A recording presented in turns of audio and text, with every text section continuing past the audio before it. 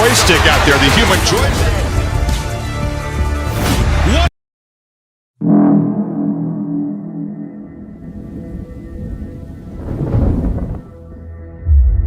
We welcome you to one of the great scenes in all of college football.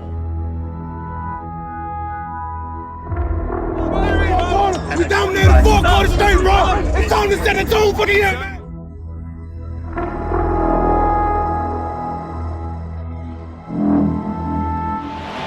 Buckle up and enjoy.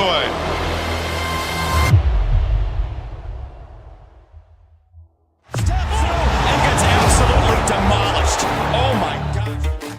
Traveler steps up. Another downfield shot. It's caught. Touchdown, South Carolina. No friends in the industry. Julius Wood coming up with the big hit there. My brothers been my brothers, man. They no kidding me a flat. The 10, he hurdled the man. Touchdown. Watch this route by Marvin Harrison. I had to draw the line. Stroud harassed. He escapes my again. enemies.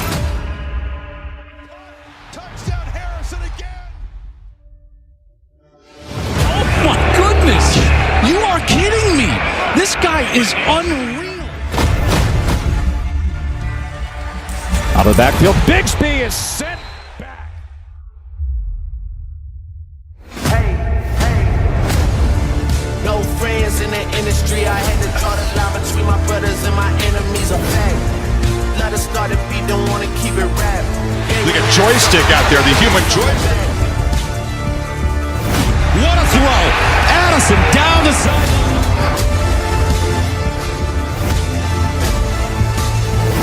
I had to draw the line between my Hits his brothers feet and my and enemies. launches for a tackle. That trip to New York could be very fruitful. Roy steps up in the pocket. He's going to take off with it, and he's getting the first down. That's when that match happens. Oh my goodness! Rap niggas starting hits and fits. I get my bitch a statues for a Christmas gift, and my bitch so bad she on my Christmas list. Grant, look at this. To get the crew with the maid and with the picket fence. I'm with some niggas that married to the rich for this. If that don't get you fired up, I don't know what will. Woohoo! My goodness gracious, that just gets me. That gets me mighty fired up. How you doing today, Mason? Man, I'm pretty good. Hey, where'd you find that? I haven't. That's the first time I've seen that. Yeah, that's highlight reel. whenever I get done with the video today, I'm gonna give the man the credit where credit's due.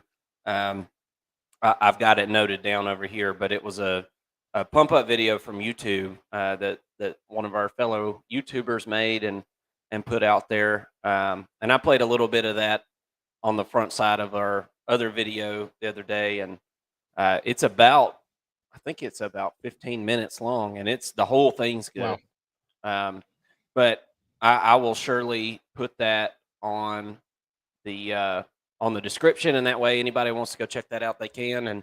And we sure do like to see some of those big hits, and that's why we're here, man. We're ready to talk some football. It's that time again. We are 8 days away from college football, man. I can feel it. I can just feel it. It was like 100 degrees the other day working in my yard, but for some reason, me and my wife both said that it felt like fall. I don't know. Maybe we just want it really bad, or I don't know, because I was sweating through all my clothes, but for some reason we thought fall was in the air, so I guess it's here. That's right. And you mentioned 100-degree weather. I just got back from Texas yesterday.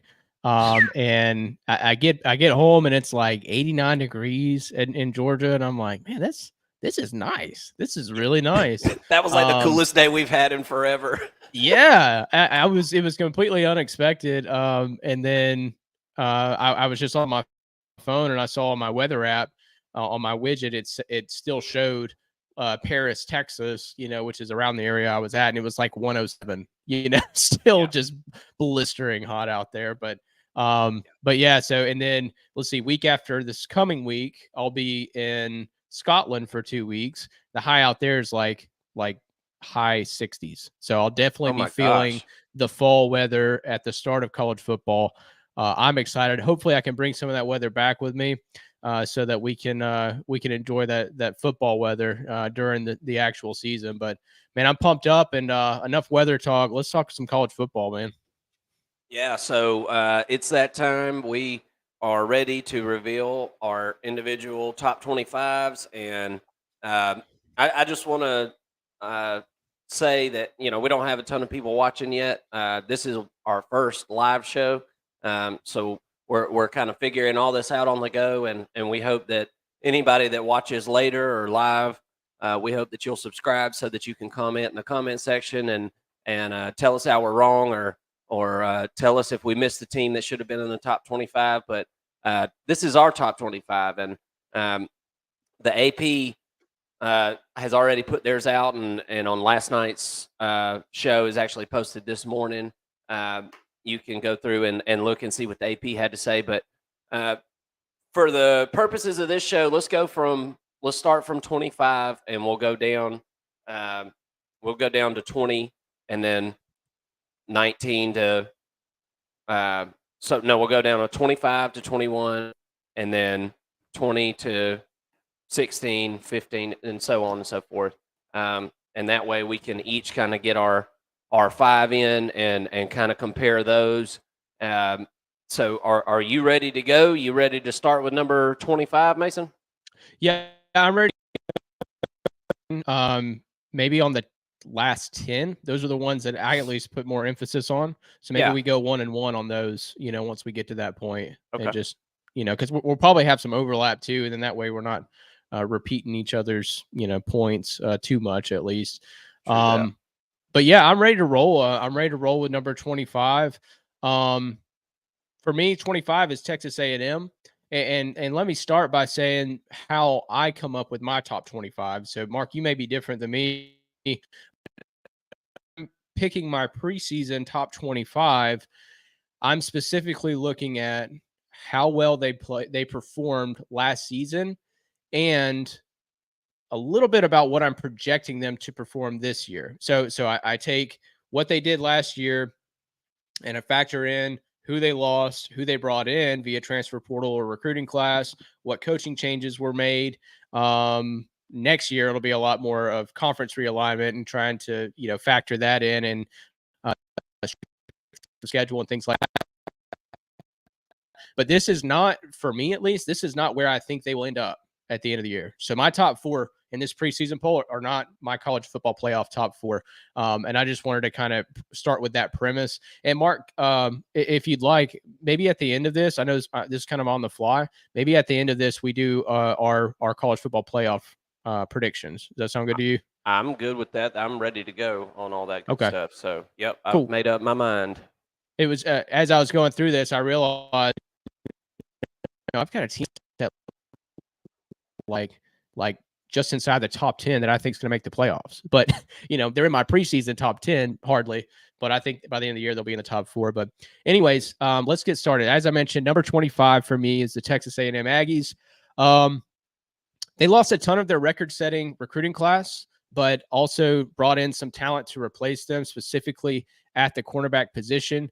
And I realized this is a team that won 5 games last year, right? But this is also a team that is, from a talent perspective, top tier in the SEC, which therein makes them a top team from a talent perspective in the country. So the potential is there for them to be able to beat really any team that they face any given Saturday. They also replace, not really replace, but they bring in Bobby Petrino as the offensive play caller. The thought is presumably that Jimbo's going to relinquish those duties. We'll see if that happens. But this team is just too talented not to make a bowl again, and that is their ultimate goal. Is making a bowl, hopefully making the college football playoffs if you're an Aggies fan. But they've got to have some changes, and I think that bringing in Bobby Petrino to call plays will do that. I think Connor Wegman, the talented 5-star quarterback, kind of got his feet under him last season. So him and Evan Stewart should evolve and create some more chemistry. That coupled with 5-star running back Ruben Owens, who figures to be the starter at running back, and a talented offensive line running in front of them. And this is a team in Texas A&M under Jimbo Fisher that hasn't struggled with defense, and I don't expect them to struggle this year either. I'm really not even comfortable on a lot of these on a lot of these teams rather in these rankings. I'll give you a projected record. I have no idea what to expect from Texas A&M. I just know that they're too talented for me to not keep in my top 25 in some way, as sort of a team that I project to really be a lot better and a lot higher as in the rankings as the season goes on. All right, moving on to 24. I've got I'm staying in the SEC here, and I've got the Ole Miss Rebels. Lane Kiffin is the transfer portal king, right? And once again, the Rebels saw mass attrition this offseason. 27 moves. Headlining the transfer portal class are quarterbacks Spencer Sanders from Oklahoma State, and both stand to challenge Jackson Dart, but I don't think that they're gonna be able to overtake him at the end of the day. I think this is Jackson Dart's job to lose. But if anyone is going to overtake him, I think it'll be Howard, just because he's got more talent than either of the other two. And but Sanders is the one with the more experience. So it's interesting to me that they kind of went out and got Sanders and then Howard, or Howard then Sanders. I don't remember which order it was, but they came back to back. So this was a strategic move by Kiffin, and I think an interesting one that you don't typically see, where he went out and got two quarterbacks to have a three-way competition.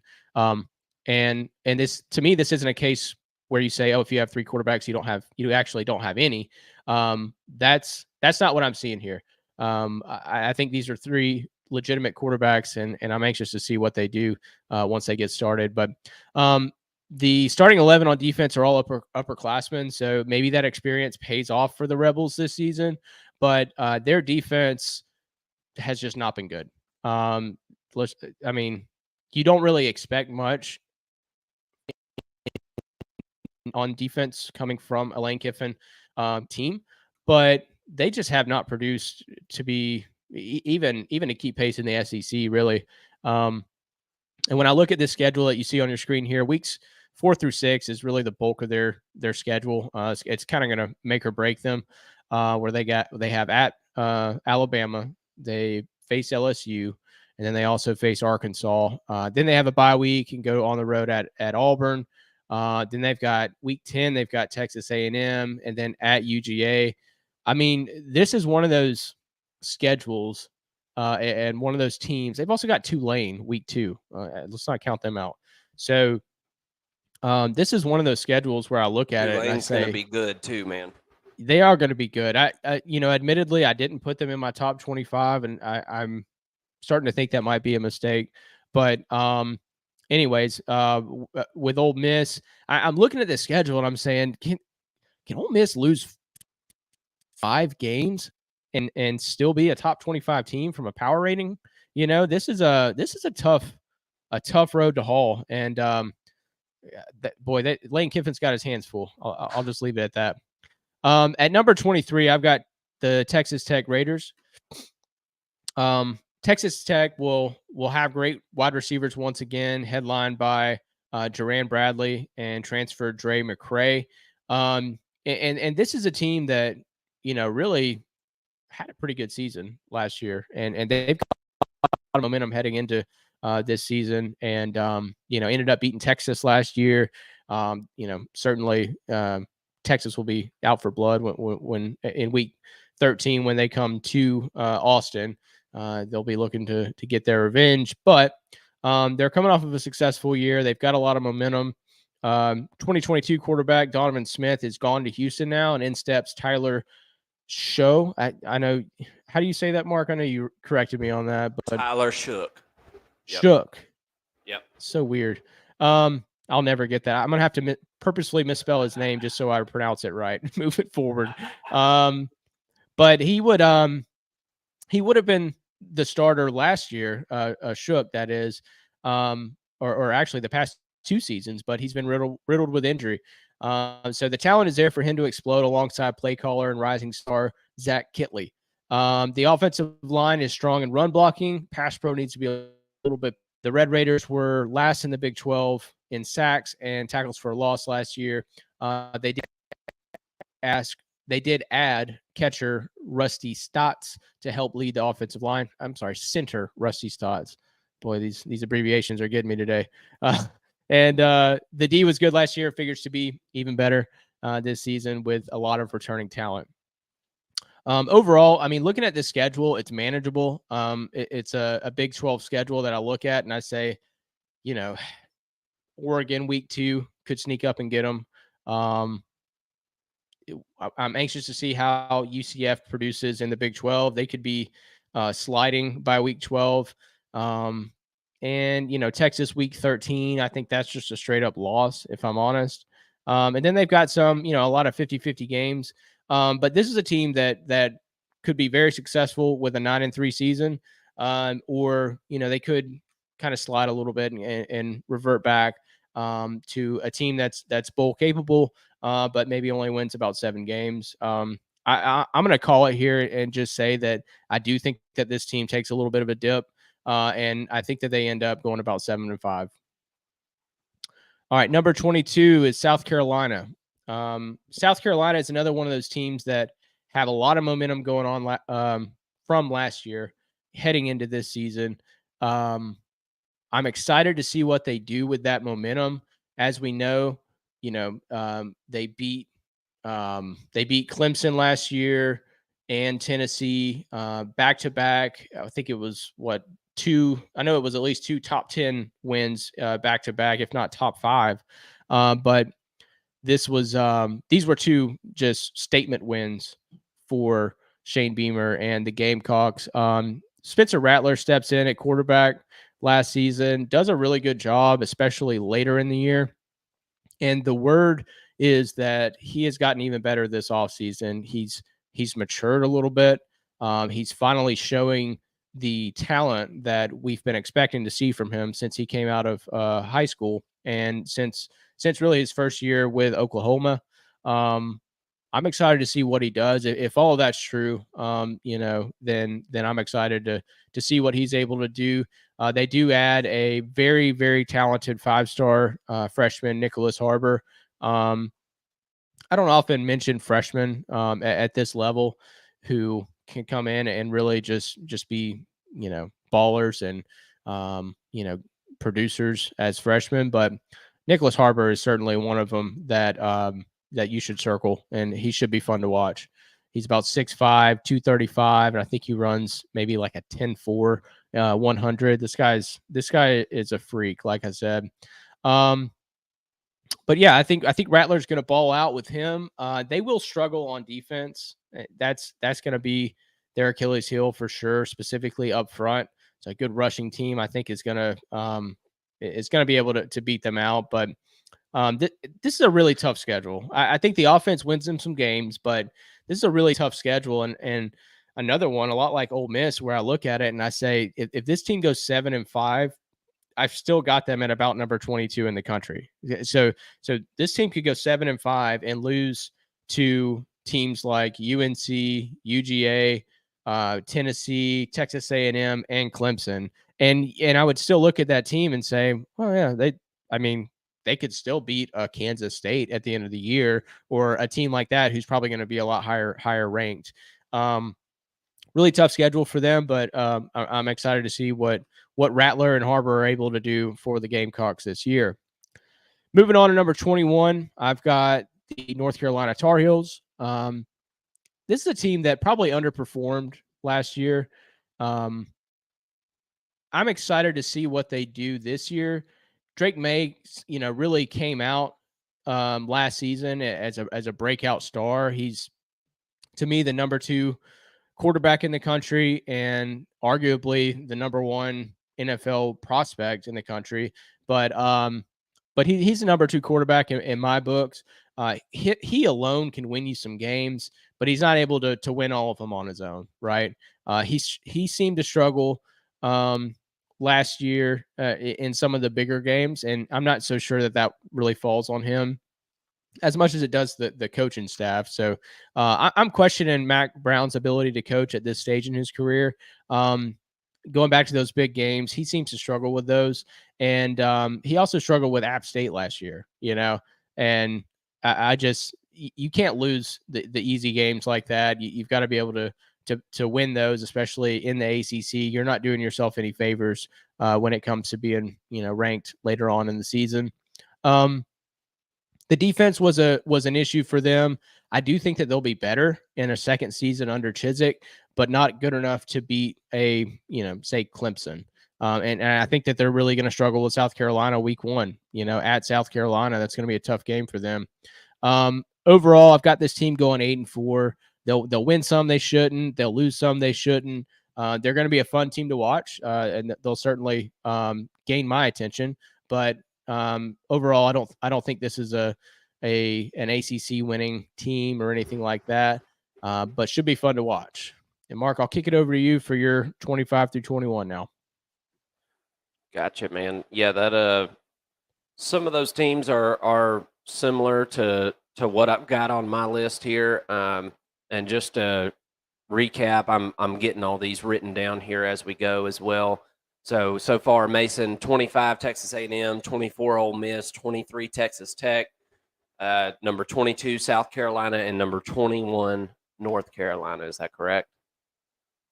Just making sure we're on the – I want to document them so we can go back and take a look, and everybody can either be proud of us or laugh at us, one or the other. So starting off with my number 25, I've got Texas Tech.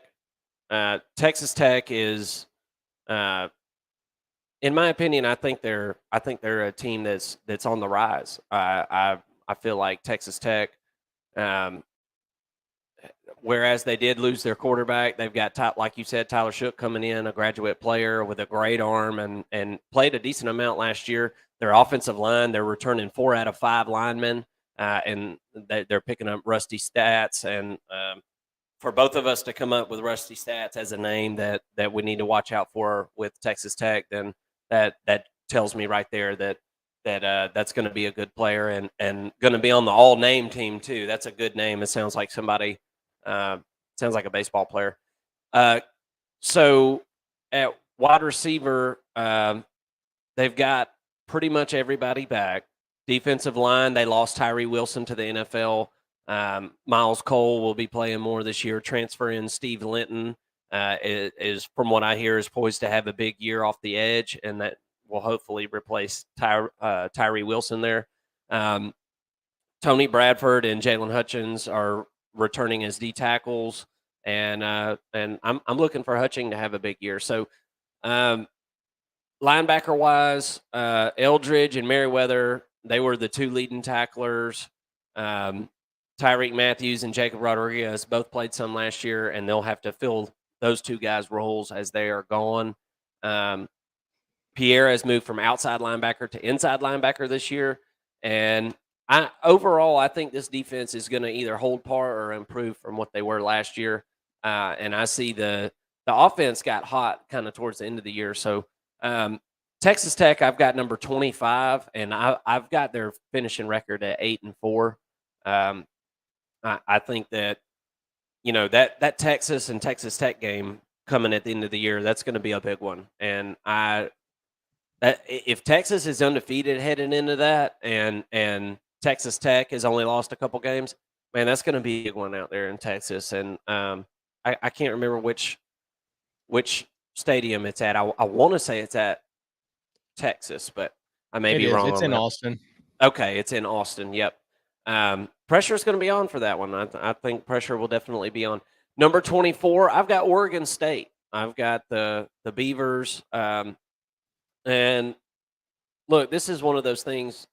They got really hot at the end of the year last year. They had a guy that the last 6 games of the year he had over 100-yard rushing in each game. That's Damian Martinez. They've got a good defensive lineman coming in at the edge. 4 out of 5 starters are back on the offensive line, and they pick up DJU from Clemson. And look, DJU was kind of a polarizing figure, as any quarterback is that plays for a Division I team. But things didn't always go so good. He got replaced in the ACC championship game by Cade Klubnik. So basically, it took all year for them to pull the trigger, and so it was obviously close. But DJU, I feel like his game matches up way better with Oregon State and their offense than Clemson. Clemson wanted to run him. Clemson is going to run their quarterback. They even ran Trevor Lawrence some when they had him, which is just crazy in my mind. But that's just the way they play offense. And DJU is not a running quarterback. He looks big or whatnot, but he's not a running quarterback. It's just not. That's not his style. He can move around a bit in the pocket, but once he gets out of the pocket, man, it takes him a little bit too long to get up to speed. And I don't. If you're relying on that to make big plays, I think you're kind of beating a dead horse. This offense is going to run the ball a lot, and they're going to hit deep play action shots. That's the Oregon State offense. And DJU has one of the best deep balls in the game. It is what it is. He throws a beautiful, accurate deep ball. It's the intermediate stuff and running the football that he did not excel at. I expect to see him have better numbers this year at Oregon State than he did at Clemson. Number 23, I've got North Carolina. Oh, and excuse me, I've got Oregon State going 8-4 in the Pac-12 this year. And Pac-12 is soon to not be, but this is the last year of the Pac-12 with all these teams in it, the big teams that are all leaving. I think it's going to be a dynamite year, and I think there's going to be teams beating each other that you wouldn't necessarily expect. Number 23, I've got North Carolina, and you already hit on North Carolina here. Obviously, great quarterback play. Drake May is he's back, and I wrote on my notes right here, enough said on that. I mean, the dude is awesome. He's a really great guy, comes from a very athletic family. Everybody in his family is some kind of, hallowed athlete, right? The problem with North Carolina was the defense last year. It was horrible. One of the worst in Power 5. I mean, way up there. And they decided to keep Gene Chizik. He's the defensive coordinator. I mean, this is a national championship. This is a guy that won the national championship as a head coach at Auburn.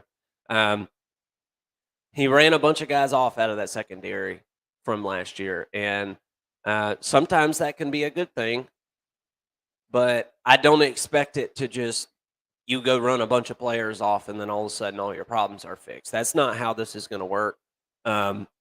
So whereas I do expect the defense to get a little bit better, I don't think it's going to be top 30 or anything in the country. I have a hard time seeing that. Chip Lindsey takes over at offensive coordinator. I think that's newsworthy, but not. I don't think that's going to change a ton about this offense. This offense was decent last year and will be even better. They got about 5 running backs in that platoon. Josh Downs is gone from wide receiver. That is a big loss. But Devontae Walker is about to have a great year. He's in from Kent State, and as somebody who watched a lot of Georgia games last year and watched Georgia play Kent State, I don't think anybody really had a better offensive game plan against Georgia than Kent State, to be honest with you. I mean, you could argue, obviously, Ohio State, they were much more talented, obviously, than Kent State. But as far as the X's and O's and figuring out how, spreading the field and getting people open, Kent State did it consistently throughout the game and did it with a lot less talent. And this guy was one of the problems for Georgia, Devontae Walker. So I expect him to blow up. They get Nate McCullum in from Georgia Tech to play wide receiver. So wide receiver-wise, I think they're going to be good. All 3 of their tight ends are back. Not all 3 of them are pass catchers, but they do have guys that can catch, and they got other guys that can block. So I suspect that those tight ends will help running the ball this year. Offensive line, they got a ton of experience returning. The only issue, and it could possibly be a big issue depending on the talent gap and depth, but left tackle seems to be the only position that's not set in stone or, barring injury, set in stone. Defensive lineman, Keon Silver left, and he's gone to Kentucky. So defensive line, I think, is going to be an issue.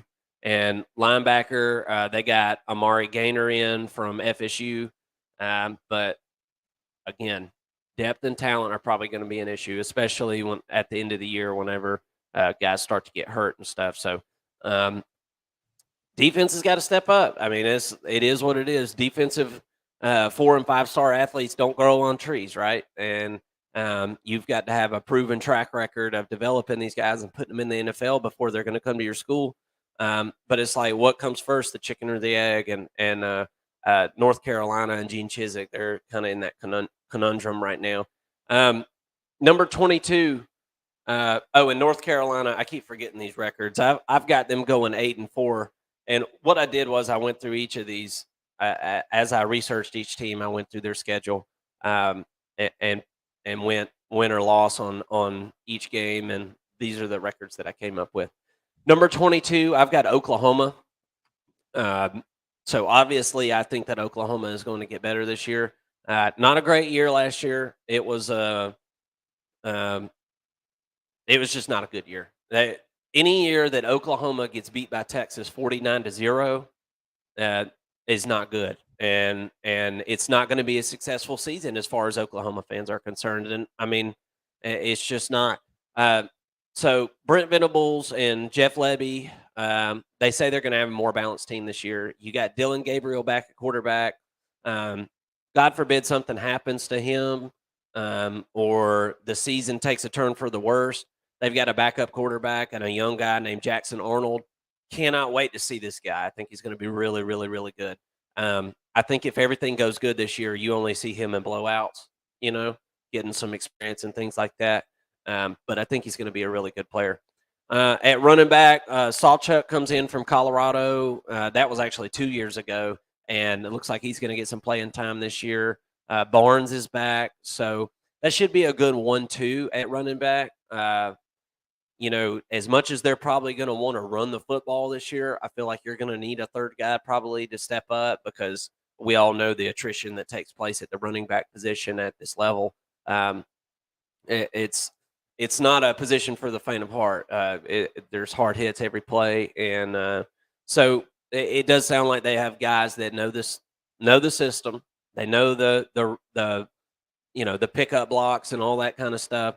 It's just going to be staying healthy and developing a third option to keep these guys fresh. At wide receiver, Farouk is back. That guy is really good. Been there a while, got a lot of catches, a lot of yards. So I expect him to have a big year. Theo Weiss has come in from Mizzou. Brennan Thompson has come in from Texas. So they've got a lot of guys, but not a lot of experience, right? Andrell Anthony has come in from Michigan also, and he looks good.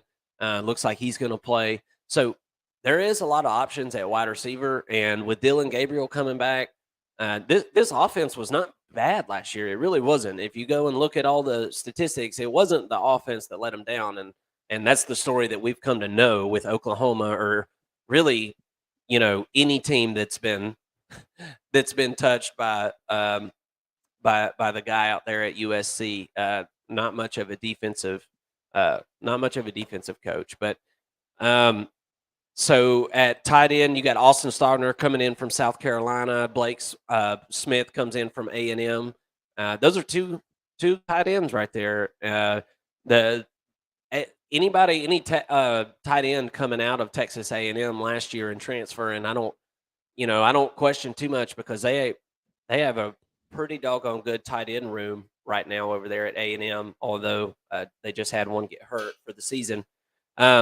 Defensive line, Trace Ford comes in from Oklahoma State. Devon Sears is in from Charlotte. Jacob Lacey is coming in from Notre Dame. Rondell Bothroyd is in from Wake Forest. So obviously, defensive line was a weakness last year. Two of those guys I just named are 4-stars in the transfer portal, and guys that obviously they're transferring. They have experience and 4-stars, so they have good experience. It's going to be a rotation, and that's what you got to have, right? And in Oklahoma, it seems like they're kind of building up for the SEC style. I, in my opinion, I think Texas is just a little bit ahead of them, but Oklahoma's been recruiting good, and they're bringing these guys in that have some experience. Linebacker will improve this year. Danny Stutzman is back. You bring in Desan McCullough from Indiana. This guy was good. That's a 4-star transfer. You lose David Yu, and that was just like a huge loss. I mean, this guy had I'm not even joking, he had over 200 career tackles, had started several years. So he's gone, went to Houston, I believe. And you bring in Clayton Smith. So I think that the linebacker room will improve. I mean, this is a linebackers coach that you have as head coach. So I suspect the defense will be better. I think the offense might take a tiny step back or stay the same. And with all that being said, I think Oklahoma ends up 8-4 this year. And I think that that's a successful season, considering the 6-7 mark that they finished with last year, including that bowl game. And at number 21, I've got Auburn. And to be honest with you, this one, the more time goes on, the less good I feel about Auburn. I just started hearing some stuff yesterday that I really didn't like to hear. And my opinion of Auburn is slowly changing, but I've already made this out. I'm going to stick to it. I'm going to stick to what my gut was telling me. But it's because I believe in Hugh Freeze. And I believe that if you give him just anything to work with at quarterback, I feel like he can make it work. And maybe that's not true. We're going to find out.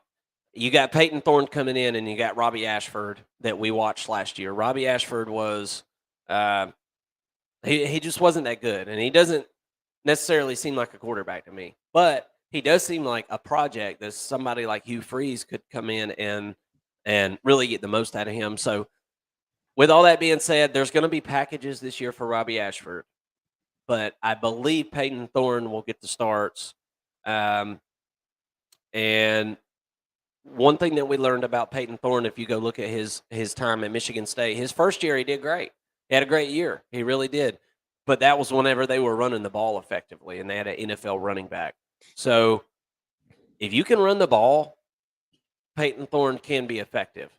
And that's going to be a big question, I think, this year. You got Jarquez Hunter coming back to play running back. You got Camden Brown looking to step up at wide receiver. Caleb Burton is a wide receiver that came in from Ohio State. I love those Ohio State transfer wide receivers. We've seen Alabama get them in the past and them do really well for them. Any wide receiver that transfers out of Ohio State, I'm snatching them up. But because, I mean, as far as I'm concerned, that's wide receiver U. The one big problem I see is that the O-line is going to be entirely different this year. I mean, this is a whole different group. They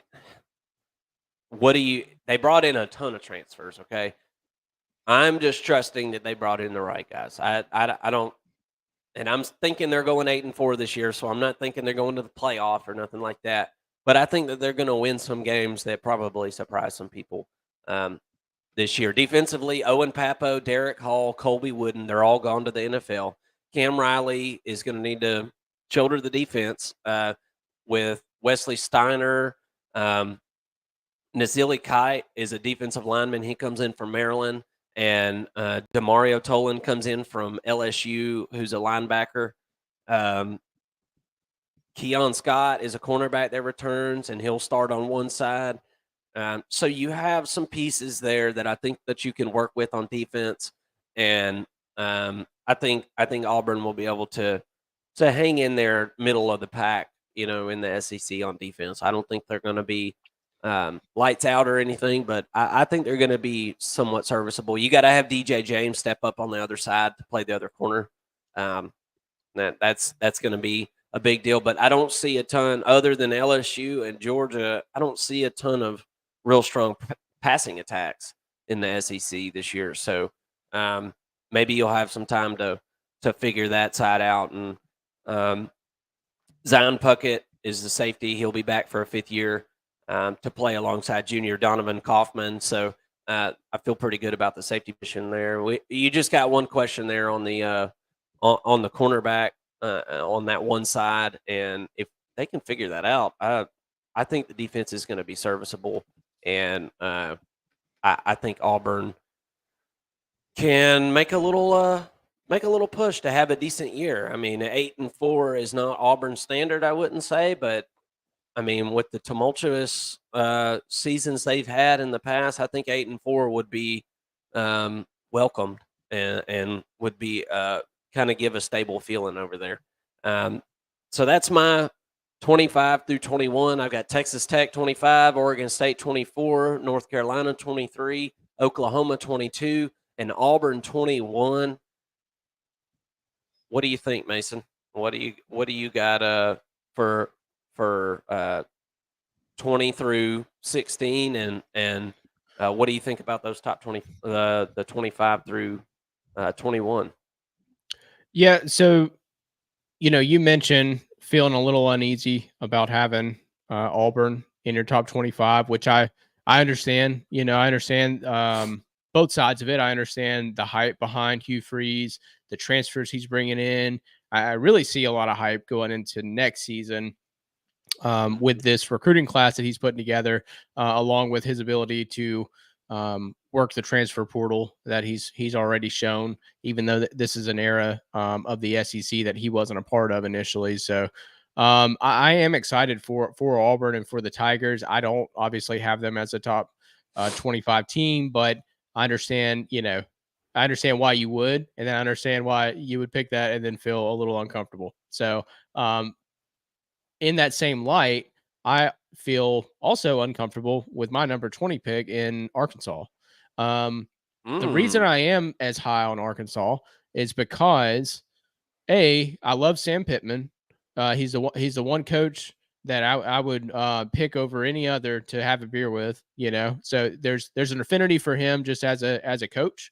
But I also know that he's also going to have a really strong offensive line any given year. And he's got the perfect quarterback and I think a really great offensive system to utilize that offensive line more so than most other quarterbacks, particularly in the SEC. I'm really high on KJ Jefferson this year. I think he may actually be the best quarterback in the SEC from a production standpoint, from his ability to fit within the scheme and fit within this offense. It only helps them that he came back, right? So could he end up being the Anthony Richardson of this class, this NFL draft class, and someone who is talented, who's physical, who has a big arm, tends to overthrow. Maybe he dials that in a little bit. I could definitely see him benefiting from coming back another season. But with Arkansas, they've got a great offensive line. They've got some weapons at wide receiver. Nothing that scares you. That's definitely their weakest unit on offense. But then you've got Rocket Sanders coming out of the backfield too. So he, to me, is the second best running back in the SEC behind Quinshon Judkins. But, Rocket Sanders should be able to put up at least 1,000 yards. Probably, I think this is a guy who could be kind of like Bijan Robinson last season for Texas and put up, 1,800 all-purpose yards and 20 touchdowns. I mean, I think this guy is really that good, and he should be a feature of the offense. Hopefully, they can find ways to give him some space and get him open. Without going too far into detail, this defense has just been piss poor, under Sam Pittman. For an SEC defense, they have been absolutely terrible. Absolutely terrible. So they have to play better. That's what worries me about this team is the defense. And if in the SEC, you've got to play, and in college football in general, but you've got to play complementary football. So if you're out there on defense, giving the ball back, constantly, and the the other team's just running it down your throat and scoring, you're just constantly out there getting gassed. And how does that affect your offense? Can your offense go out there and be methodical, give you a breather? I think this offense has a chance to be pretty powerful and could do that, but I still have some serious questions about defense at every unit. There's just nothing here that's that I look at and go, oh yeah, they're really strong in this unit or that unit. But just as a whole, their defense has got to play a lot better. I'm a little bit high on Arkansas. I have them going 8-4. Nothing crazy, but I just look at this schedule and I say, yeah, LSU is probably a loss, Bama is probably a loss, and then outside of that, all those other games are winnable. I mean, who else scares you there? Texas A&M, Mississippi State. For an SEC West schedule, this is pretty manageable. They do draw Florida at the Swamp in Week 10, and then at the end of the season, they've got Missouri at home. So it's a manageable schedule for Arkansas. I think this could be a pretty bad 8-4 team by the end of the season, but ultimately, I think this is just a really strong offense, and that's why I have them so high. Speaking of strong offenses, one that I think will have a better defense to complement it, at number 19, I've got Kentucky. So the AP poll doesn't have Kentucky listed in their top 25. They didn't have Arkansas either, but I don't really blame them on that one. I'm just really high on Kentucky, and I don't see why other people don't see this. I mean, I understand, okay, you look at this and you say, all right, Devin Leary stepping in for an NFL quarterback, Will Levis. Automatically, just as a rule, I would say that they're going to have some drop off. But I don't think that's the case. And it's not because of the quarterback change. I'm not saying Devin Leary is a better quarterback than Will Levis, and I'm certainly not saying he's a better NFL prospect than Will Levis. But if you look at the talent surrounding Leary, it really should equate to more wins, even if there is a drop off at quarterback. Levis didn't have these weapons that Kentucky has provided for Devin Leary, and in particular, they didn't have this O-line. They finally brought in some O-line through the transfer portal and through recruiting. They've got more weapons on offense. The D has been good for Kentucky, and I think that they'll play better with an offense that kind of keeps them off the field more. And when I look at the schedule, I think it's one of those deals where the SEC East is so down this season. A lot of the SEC East teams that I've gone through and done some underwriting on this season have been easier, save definitely South Carolina. But when I look at the schedule, I see Kentucky going 9-3 pretty easily, with those 3 losses being to Bama, Tennessee, and Georgia. They do draw Bama out of the West this year, so nothing easy about that, but no out of conference tough matchups. This is a manageable schedule. They got Louisville at the end of the year, so nothing crazy there. 9-3 for me for the number 19 Kentucky Wildcats. At number 18, I've got the TCU Horned Frogs. So I kind of have TCU here because they made it to the national championship last year. They lost Max Duggan. They lost Quentin Johnston. They both go to the NFL. Quentin Johnston was a number 1 or a first round pick. And I just see that as being a reason to doubt them severely this season. Again, this is a preseason ranking. This isn't a power ranking for me. This isn't where I think they'll end up. But given what they did last year and combining that to what they're losing from a talent perspective, I've got TCU at number 18. This, they had such a successful year last year, and nobody thought that they would make the playoffs, let alone beat Michigan. Michigan certainly didn't think they were going to get beat, and that was pretty evident. But I just don't see that being the case this year. I think the Big 12 is better as a conference this year. They won a couple of pretty lucky close games when you really look at it. So, yeah, they're in my top 25. I could honestly see them falling out of the top 25 by the end of the year. I don't really have a good pulse for this team in general. They lose a lot.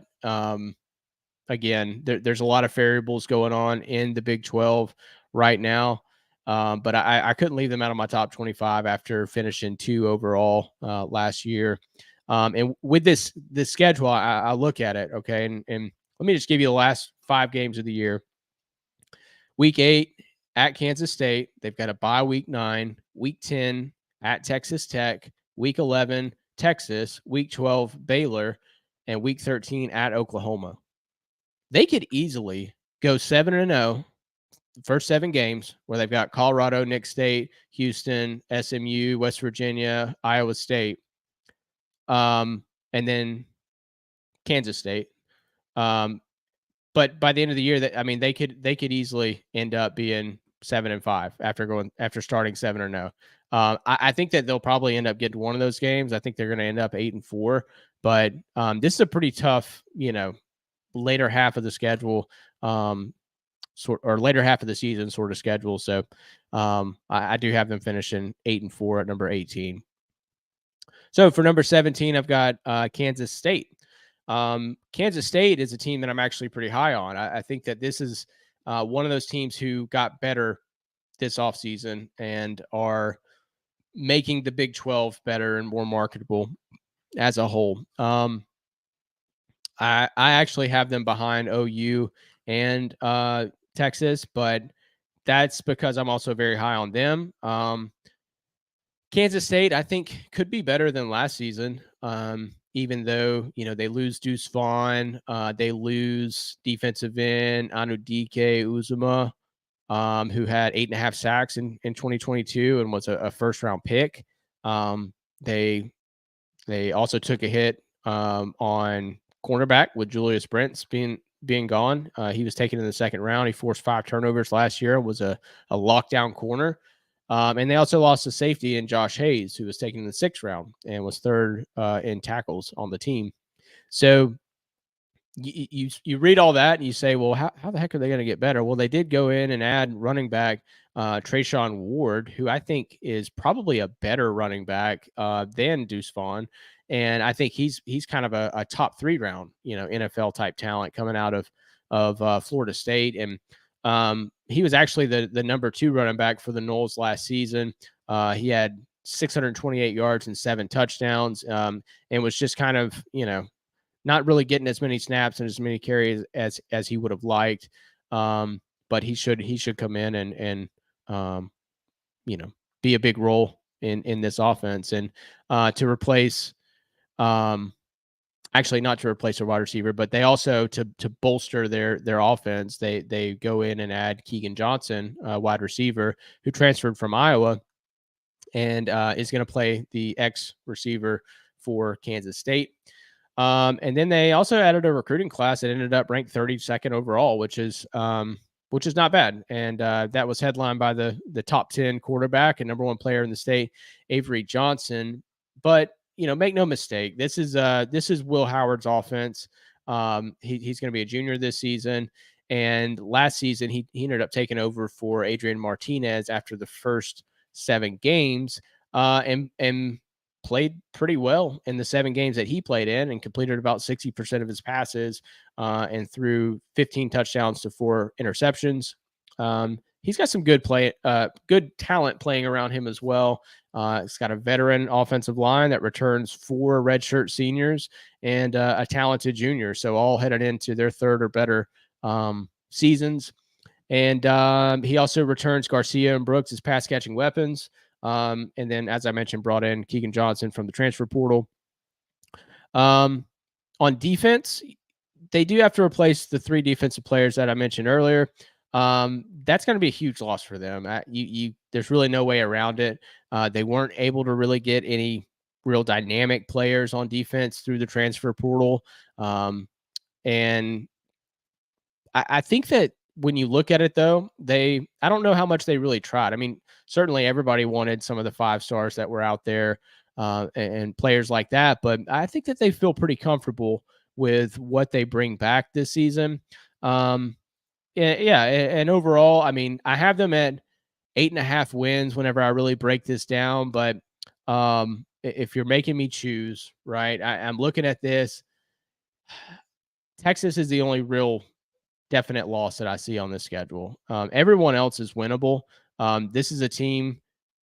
I guess technically the ceiling could be 11-1, but I'm gonna stop shy of that. I'm gonna say that they go 9-3 this year, and end up with a pretty great bounce back from last season. You know, winning the Big 12. Right? I didn't even mention that at the top of this segment, but yeah, you know, they won the Big 12 this year. I don't think that really anybody's going to be able to stop Texas, but this could end up being, you know, a third best team in the Big 12, which is kind of where I have them in my ranking from the preseason even. At number 16, I've got the Utah Utes. And to me, this is more of a perception of the program sort of play. I admittedly didn't do much of a deep dive on this team, but Utah is very physical up front. I love the way Cam Rising plays. He epitomizes Utah and what I've seen from that program the past decade. He's just a baller. He's coming off a ACL tear to face Baylor and Florida in weeks 1 and 2. So they go back to back with a couple of tough matchups. This is a team that's really good on defense. I'm excited to see what they can do on offense and who's going to step up and be the playmakers along with Rising. But overall, I have this team going 9-3. As I look through the schedule, they've got a pretty favorable schedule in coming out of the Pac-12 with 2 tough non-cons, right? With Florida and Baylor. I'm pretty down on Florida this year. They're not in my top 25. I do think Baylor is pretty good. I'm anxious to see what Dave Aranda does. I think they're a team that could be in and out of the top 25 this year. So I think that those are two tough matchups. And we'll know more about Utah after week 2.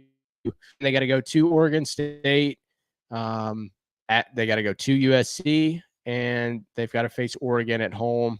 At Arizona, they could get beat in that game, and then also at Washington. So I think a 9-3 season with that schedule will be pretty successful by their standards, and I'm ready to see what they end up coming up with, and again seeing those playmakers on offense to pair up with Cam Rising. So that's my 20 through 16, and I will serve it over to you, sir. Yep, I like that.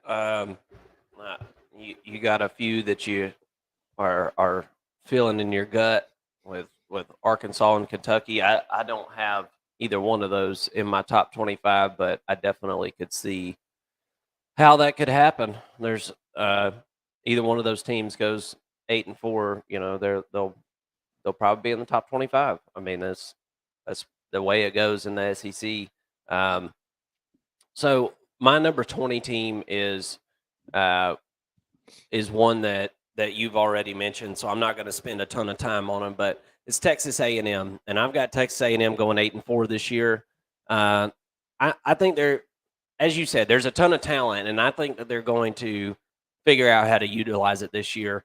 You know, they were really close to beating Alabama last year. They did beat LSU, but then they were just blowing it against some teams that really, quite honestly, suck. So Texas A&M, I think it was they had some guys that transferred out, and I think there was a bit of a toxic environment going on. And I don't know for sure that all that has been fixed or that it won't be somewhat toxic this year, but you know, with Bobby Petrino coming in to run the offense, I do believe in Bobby Petrino's offense. I do, and I don't think that Bobby Petrino would be at Texas A&M if he wasn't going to be able to call the plays. Even if Jimbo can't tell us straight up that he's calling the plays, I think that he will be. You got Connor Wegman. He's obviously got to step up. That is the guy on offense, basically. He's got to shoulder this offense. Evan Stewart is a bad dude at receiver. Anaya Smith is back. Reuben Owens and a platoon of running backs will cover that position. I think the offense is going to be able to figure it out. It's gonna depend on the offensive line though, and defensively, Texas A&M hasn't been bad defensively in a while. So I definitely like Texas A&M, and I feel like 8-4 is very attainable. I believe 9-3 is possible, but I just don't see them having a historically horrible year like they did last year. I don't see that happening again. At number 19, I've got UCLA. This is one that that I've really been kind of watching, especially after last year. That was the best UCLA team that we've seen in a while. Even though only probably 25 people went to the games out there, and so nobody saw it unless you saw it on TV. But UCLA was pretty decent last year, and I've got them going 8-4 this year out in the Pac-12. I just believe in Chip Kelly and what he's got going on out there. He's had his system going for a while. They've got some super talented guys. I'm going to go ahead and get their schedule put up on the screen here. But this team was a top 10 offense last year, okay? And they have a new defensive coordinator. His name's Dan Lynn. He come in from the Ravens. You lose DTR at quarterback. Ethan Garber was the backup last year, and I think that he'll probably start the year off. But Dante Moore is a 5-star that is flashing, and that's right. UCLA has a 5-star quarterback sitting there ready to rock, and I think he's really good. DTR, it took him a couple years to figure out the offense, but from what I hear and what I'm reading, I don't think it's going to take Dante Moore 2 years to figure this out. It sounds like they're going to have a hard time keeping him off the field type of thing. So we'll have to see in the fall who's going to start, 3-4 games into the year. Dante Moore doesn't have a Caleb Williams arm, and I know that's, I guess, who does, right? But he's lacking a little bit of the arm strength. They brought in Colin Schlee for some depth, and as I spoke about earlier, that Kent State team, he was the quarterback for Kent State last year. Dude can sling the ball around, and he knows how to run an offense. So the offensive line is a little bit of a concern for me. You got your top 3 guys as far as snap counts. They're gone. So that does hurt. But I feel like they're going to be able to figure out how to plug and play there and get that offensive line working. Running back, you got Zach Charbonnet. He's gone. And you bring in Carson Steele from Ball State. And I've heard a ton about this guy, Carson Steele. He was a 4-star in the transfer portal, who obviously went to Ball State. He went to a smaller school and is now making his way to UCLA. This guy's really good, and you're going to know Carson Steele's name by the end of the year. I've really got a feeling. And Harden is back from last year at running back also, and he'll play. You bring in some transfers at tight end, but that's really they're not going to be going to the tight ends a lot in this offense. So you're looking for blocking guys, and typically you can find some tight ends to block. Defensive line, everybody is back. It was a bad defense. It wasn't a good defense, but everybody is back. Linebacker, everybody is back. You lost one secondary player to the NFL in Mo Osling, and You bring in a guy from Bowling Green there, so not like a ton of attrition. And the guy from Bowling Green was a 4-star transfer. So, excuse me. I think that honestly, I think the defense should be better. I think the offense should be similar, and therefore, I think that it could be a pretty good year. Now, the schedule, you start off Coastal Carolina at San Diego State, North Carolina Central, and then on week 4, you go to Utah. So, first 3 games of the year, easy win, 3-0. Utah, it's at Utah. That's going to be a tough game as far as in the trenches goes. I think Utah is definitely going to be better in the trenches, but I believe in this offense, and I don't think Utah's winning the Pac-12 again this year. So then you got Washington State, at Oregon State, at Stanford, Colorado, at Arizona, Arizona State, at USC, and then Cal. If you really look at this schedule, this is probably the easiest Pac-12 schedule there is. I mean, you can't – there's no Washington on here. There's no Oregon on here. I mean, yeah, you get USC at USC, but it's at the end of the year, and that was a great game last year. That came down to the last second last year, and I expect it to be the same way again this year because I don't see USC, especially at that point in the year, having a strong defense. So I think it's pretty interesting. UCLA is a fun team to look at, I feel like, and I think that they're going to be a fun team to watch this year, and one of my kind of dark horses to kind of topple some things in the Pac-12. Number 18, TCU. You've already talked on TCU. I think Sonny Dykes is just a really good coach, man. I mean, you can't come in and do what he did last year at a place like TCU and not be a good coach. You got a new offensive coordinator, Kendall Briles, came in from Arkansas. They run the veer and shoot offense. So I think that's going to complement Chandler Morris, who's going to be their quarterback this year. He was supposed to start last year, and of course Duggan. I was forgetting his name there for a second.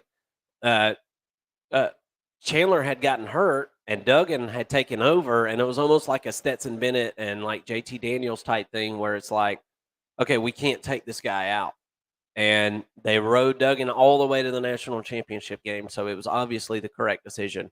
But Chandler Morris was considered to be the better quarterback to start the year last year. So whereas they do lose their offensive coordinator, Riley, he goes to Clemson. Kendall Briles is a great replacement. I feel like that was like a home run switcheroo right there. So I foresee TCU being able to piece together some things. They lost a lot of talent to the NFL. I mean, they had a lot of NFL talent on that team last year, and so they lose those guys. But I feel like they reload in other areas. Not going to go too much in depth on TCU, but I think they're going to go 8-4 this year, and that puts them at the 18th spot. And here's where in my opinion, the controversy begins. Really, at 17, I've got Clemson finishing at 17 this year. And, and I got them at 17 at 9-3, and I think they're going to. 9-3 in the regular season may still be good enough to go to the ACC championship. They don't have divisions anymore. They're taking the top 2 records. And if they beat the right teams head to head in a 9-3 scenario, I think they could still end up in Charlotte for the ACC championship game. But I think Florida State's just better this year. I'll just go ahead and throw that out there. It's the same. I'm hearing the same things from Clemson camp that I heard last year and that I knew was a problem last year, in the fact that they don't have a wide receiver 1 at Clemson. It seems like it's a lot of wide receiver 2s and wide receiver 3s, and whereas I think the quarterback position will be a little bit better. Because Kay Klubnik is a better fit. He is a better fit for the offense. I don't think there's any doubt in my mind about that. But I don't foresee this just taking off and being some kind of record-setting Clemson team here. Garrett Riley comes in at O coordinator. It's going to take a minute, I think, to establish his system. They say the offense is going to be a lot simpler, smaller playbook. But Clemson is one of those teams where they bring in an offensive coordinator. They don't typically just let them do whatever they want to do. It's kind of like the Alabama thing with the Tommy Rees. Tommy Rees isn't coming into Alabama running Tommy Rees's offense. He's going to run Alabama's offense, and he's learning Alabama's, lingo and things like that. Garrett Riley, I think, will have more leash than that, but Clemson likes to run the quarterback, and they're going to do that. But these wide receivers are not up to par. This isn't even what they had at TCU last year. I mean, they had a top NFL, newcomer at wide receiver last year at TCU, and when they needed a big play, that's who they went to, man. And whereas I do think they'll be able to run the ball, part of that is because they're in the ACC, and I don't think there's going to be a ton of good rushing defenses out there. So can the outside receivers do enough to keep defenses on their heels, or are defenses going to load the box on them and dare them to throw over the top? And that's kind of, where I'm at. I mean, Antonio Williams, Bo Collins, Adam Randall, they all got to step up at wide receiver if this offense is going to evolve. And if it doesn't, then, like I said, may still have a chance to win the ACC, but there's 0% chance if those wide receivers don't step up. There's a 0% chance that Clemson will be making the playoff. Now, defensively, they're 4 or 5 deep at defensive tackle. They lost some NFL guys, but it still looks like they're going to be pretty good. This guy, Peter Woods, I'm hearing a lot of buzz about him. He was a former 5-star. He's going to be playing on that defensive line. You need Xavier Thomas to stay healthy. This is a guy that's really good but can't stay healthy. You have to have him on that edge spot. If he doesn't stay healthy and doesn't produce this year, I feel like that's going to be a gap that teams are going to pick on. And they're going to, maybe whereas they can't get you up the ball, maybe they're busting you outside and on that edge where it could possibly be a weakness. So with all that being said, they're pretty deep at safety. The cornerbacks concern me a bit. They're young. There are a couple sophomores that are supposed to be starting, but I have trust that they're going to be able to figure that part out. It's going to be on the offense, I think, to get Clemson to the next level. I think that they can just sheer talent. They can will their way to 9-3, and I think that's what's going to end up happening this year. And at number 16, I've got another surprise team and another team from the ACC, the Dukies, the Duke Blue Devils. This team last year was a lot better than what people think, whereas they did win a game against Northwestern at the last second, which was, if you were a really good team, that would be embarrassing, but it was Duke, and so everybody was just like, hey, Duke won 9 games. But this team, it's Mike Elko who's coaching, who was the previous defensive coordinator at Texas A&M a few years ago. They won 9 games last year. I think they're going to win 9 games again this year. They got a ton of experience coming back. Riley Leonard is a really good he's a really good quarterback, but he's more than just a quarterback for this team. He led the team, obviously, in passing because he was the quarterback, but he also led the team in rushing last year. This guy's a talented runner, and as I've said before, in this ACC, I really think that somebody like Riley Leonard is going to have a big year because I don't see a ton of awesome defenses out there. And Duke also gets Clemson the first. That's on Monday night of Labor Day. And I think they're going to catch Clemson in a transition. I really do. And I think that's one of those 9 wins. I think they're going to beat Clemson. You heard it here first. I'm calling it. This is a scrappy team. All their pass catchers are back. from last year. They did lose 3 offensive linemen, but they take 2 transfers at offensive tackle. They've got a couple returners. They also got 3 interior offensive linemen from the portal for depth, which is obviously what they were looking for.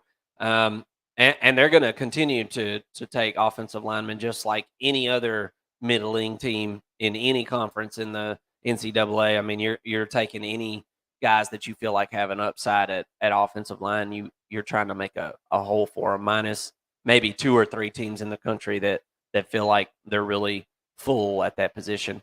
At defensive line, this is one of the most impressive things about this Duke team, in my opinion. They have 9 guys coming back at defensive line. And as I said, Mike Elko is a defensive guy.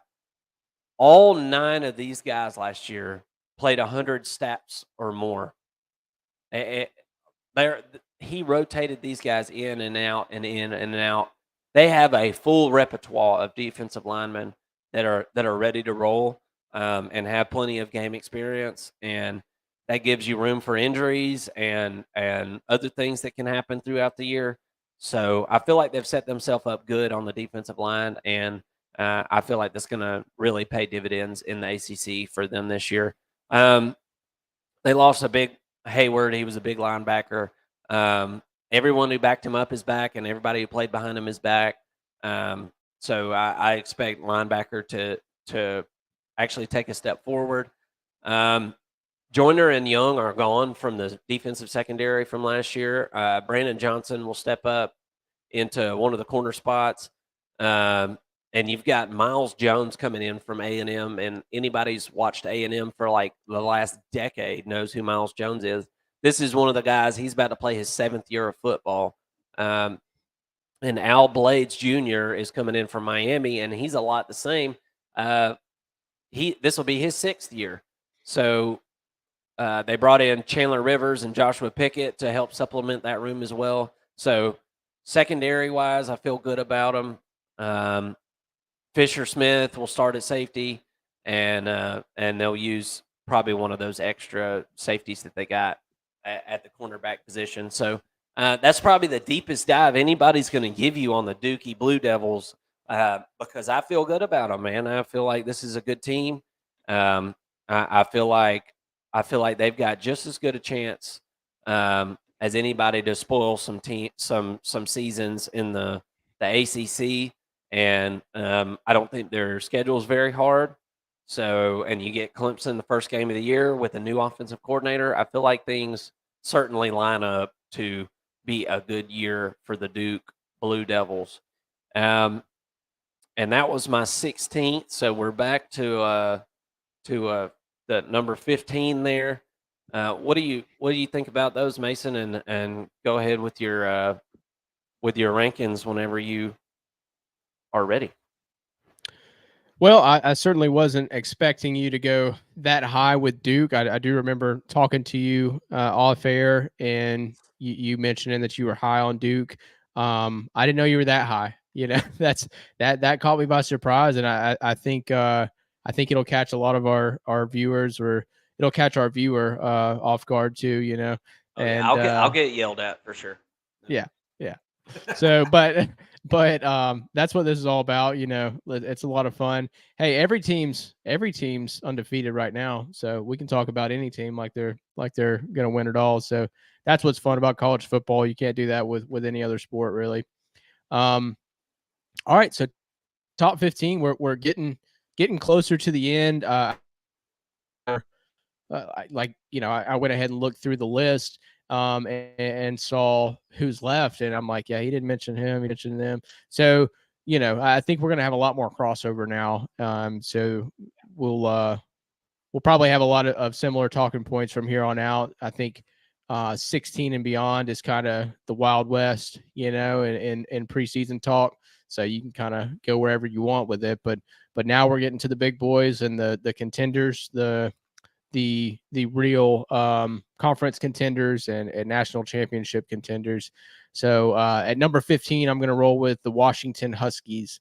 I know you're probably a little bit higher on them than me, but I've got the Huskies out of the Pac-12 as a solid contender for the Pac-12, no doubt, but I do have them finishing third in that conference.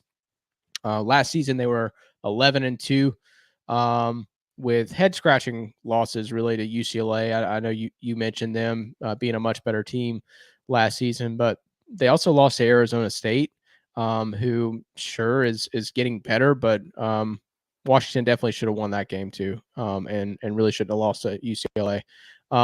They're top 15, could be even higher. DeBoer is a fantastic coach. I think he's got a great overall record. And Penix Jr. coming back is huge, I think, for both the team and for him. He could really play himself into a top 2-round pick, I think, in the NFL this season with another good season. He's put together a good campaign so far for Washington. And I think this team's just slept on every year. This is a top 10 offense. They're very fun to watch.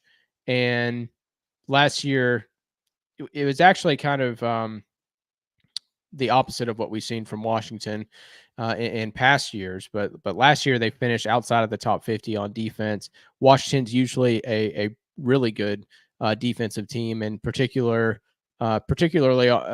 on the defensive front and also on the back end. I think that they may have fell victim to sort of a cycle where they lost a lot of players on defense. I didn't go too far back to see, who all they lost before the start of last season, but I know that they're returning a lot of talented players this year. I think they went out and got one player in the transfer portal. But the rest are returning, maybe not necessarily returning starters, but internal returning players who are familiar with the system. And the same can be said on offense. There's a lot of returning talent here for Washington. If you are a Dogs fan, as they like to call it out there, then you should feel pretty good about this. You see the schedule on your screen. Gosh, you're really not going to struggle until maybe Arizona. And then you've got Arizona, Oregon, and Arizona State. You'll be looking for revenge against the Sun Devils. And then you've got at the end of the year, you really have 3 in a row there that I think could be really tough in USC, Utah, and Oregon State. I think that this is a Washington team, though, that should win 2 out of those 3. I do have them losing to USC and Oregon this year. And I have them finishing 10-2, which I think is pretty admirable for the Huskies. That's matches up with what they did last season. And that's pretty much where I'm going to leave it with Washington. I'll let you do a further dive on that. At number 14, someone that you've already mentioned is Oklahoma. I'm much higher on Oklahoma this year than you are. I think you had them around 20. But I've got so Oklahoma went 6-7 last year, right?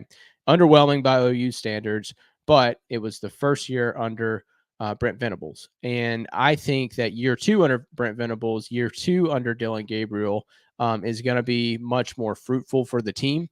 They brought in some talented defensive transfers. They've been recruiting really well on the defensive side of the ball. And that's really where they struggled most is on defense, which was kind of head scratching for Venables. But then I reflect on, being a Georgia fan, and I look at what Kirby did in his first season. It went 8-5, and now 6-7 is not as good as 8-5. I get that, but the point is, Kirby went from 8-5 to, I guess they won 11 games his second year, 12 games, and went to the national championship. So, it really, should have won that game. So there's that year 2 gap that a lot of coaches that we've seen are going through right now, including the one I'm going to mention next. But I think that there's a jump here to be made for Oklahoma. I do see them making that jump again, particularly on the defensive side of the ball. The offense was pretty explosive last year. It's pretty fun to watch. I think that year 2 in a strong strength and conditioning program, and year 2 under this scheme, and there's no doubt that he went in and changed the scheme on defense, right? Venables, that is. So year 2 should provide much better results on the defensive side of the ball after they finished 99th in points allowed. So that's unlike Brent Venables. I think that I don't think in the Big 12 this season at least that Oklahoma is going to come in and be a top 10 defense, but they should easily be in the top 25. Brent Venables was a big part of the success over at Clemson for Dabo Swinney, and their defense was always leading the team. And I fully expected Brent Venables to bring that over to Norman, and so far he hasn't done that. But we're only one season in. I fully expect him to turn the corner this year, and if not, then yeah, you do have to start really questioning his head coaching ability and question whether or not he's fit to be a head coach. He may even himself consider moving back to the coordinator position, but to be determined. Again, I'm pretty high on Oklahoma this year. When I break down their schedule that you see up on the screen, I'm looking at this, and Iowa State could be a little bit tricky, but at Texas week 6 is going to be their first, I think, loss. So they would be 5-1 at that point. This is a pretty manageable schedule. I know Kansas has got a lot of hype around them. It's at Kansas. Okay, maybe Oklahoma has, a 60% chance to win that game. And then Oklahoma State, just looking at this schedule, TCU at the end of the year, I would say that Oklahoma is capable of going 9-3 pretty easily. This is a pretty favorable schedule, honestly. Texas is the only game that I look at and I say, like, yeah, they should lose that game. But I also think that they're talented enough to win it if everything goes right. And yeah, I've got Oklahoma at number 14, and I'll leave it at that. Moving on to number 13, Notre Dame. So Marcus Freeman, this is his second season as head coach. They were 9-4 last season, which was pretty good, I think, for a tough schedule that Notre Dame, typically plays year in and year out. They finished 18th in the AP poll. I've got them moving up to number 13, considering that they went out and got Sam Hartman, right? Outside of Sam Hartman, there was really not a lot of attrition. They kind of, really just had, well, Marcus Freeman came in and had a good roster in general, right? So he didn't have to do too much really to tweak it. But I'm looking at this roster, and it looks like they have, let's see, a nickelback transfer, grad transfer, Thomas Harper, who's favored to start, and a defensive end grad transfer, Javonte Jean-Baptiste, who's favored to start as well. And then Sam Hartman as a grad transfer as well, who's going to lead the offense at quarterback. And I'm excited to see what he's able to do. He's the best quarterback that Notre Dame has had, I think, in the past 10 years at least, maybe 20. So I'm excited to see what he's able to do. He's got a lot of heart, and he seems like a really good guy. And I think he's going to thrive in this offense. And Marcus Freeman, if you go back and look at his recruiting last season, he brought in a lot of really good players, and he's still recruiting really well. I think losing Brian Kelly was tough for Notre Dame, but they made a smart hire and a smart internal hire so far. Now, is it going to equate to wins on the field? We'll see, to be determined. But I think they do step up from 9-4 last season. I think so. I guess realistically, though, I think that 9-3 is about where they'll end up for the regular season. So I shouldn't say that they'll do better than 9-4. I am pretty high on this team. They certainly could go better than 9-4, depending on what Clemson decides to do this year. But I do have them dropping to USC, Clemson, and Ohio State. It sounds like you're not as high on Clemson, so you may think that they would end up 10-2 with this schedule, but But yeah, I have them finishing 9-3 this year, and they're going to win their independent conference, without a doubt. So, all right, Florida State is who I've got at number 12. Florida State finished 10-3 last year, and finished in 11th in the AP poll, and they've got a lot of returning talent, including quarterback Jordan Travis. They've got a lot of momentum. They also went out and got him an elite pass catching weapon from Michigan State in wide receiver Keon Coleman. This is one of my favorite running back stables in the country with Benson, Hill, and Toafili.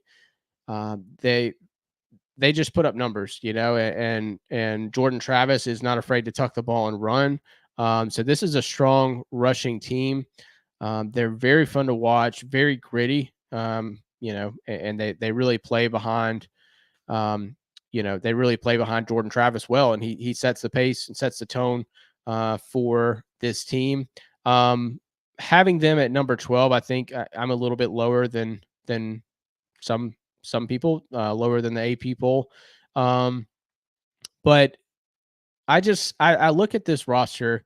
Okay, so they bring in Keon Coleman, they bring in a left guard. They had to get a little bit better on offensive line this year, but they bring in left guard Casey Roddick. They bring in right tackle Jeremiah Byers. They bring in tight end Jaheim Bell, who I think is a really good tight end and a playmaker. And then on the defensive side of the ball, they bring in defensive tackle Braden Fisk and cornerback Fintrell Cypress. Now they also kept, Akeem Dent. They kept Jared Verse. They've got some playmakers on the defensive side of the ball, and I do think that I do think that Jordan Travis is a baller, and he's still got Wright to throw to and Johnny Wilson. So I think that this is a really good, really could compete with anybody when you look at the roster, 1 through 22. It's outside of that I have a challenge with, or I think that Florida State has a challenge with. They lack the depth. I think in the blue chip ratio, they're like under 50% in 4 and 5 star players. And so when I look at, the entire schedule as a whole, I kind of question what they're going to be able to do and over, 12, 13, 14, and especially if they hope to get to 15 games this season. I mean, I just don't think that they'll be able to hold par with some of these other teams that are a little bit deeper, especially if Jordan Travis goes down. You're down to maybe freshman Brock Glenn, maybe redshirt junior Tate Roadmaker. So they're limited in what they're able to do if anybody goes down. And I mean, this is college football. They got Clemson week 4, right? They're catching some pretty tough games early. Well, with Clemson in week 4, and I guess really it's Duke in week 8 would be their next tough game, but it's a favorable schedule. I skipped over LSU week 1. So yeah, so LSU and Clemson both before you get to their bye week in week 5. It's going to be tough to get through those 2 games. And with that, I think that they do end up losing both of those games. I think they lose to LSU week 1 and then Clemson week 4, and then end up dropping a game to a team like a Duke, Miami, or Florida, and not making it to the ACC championship game and finishing 9-3. Moving on to number 11, I've got Dan Lanning and the Oregon Ducks. We're back in the Pac-12. And this is the team that I've got finishing second in the Pac-12. They finished 10-3 last year, which was awesome, I think, for Dan Lanning. Coming over as a defensive coordinator from Georgia. This is his first year as a head coach, and I thought he did a phenomenal job. Especially taking a 49-3 loss to Georgia on the chin and getting his team back and focused, and ready to play again, and only dropping 2 more games after that. I'm excited to see what he's able to do. Again, another coach that's going to be in his second year, and hopefully taking a big jump if you're a Ducks fan. So I think the D will play a lot better. I think that when you look at, some of the minor numbers and stats, you see a lot of missed tackles from this defense.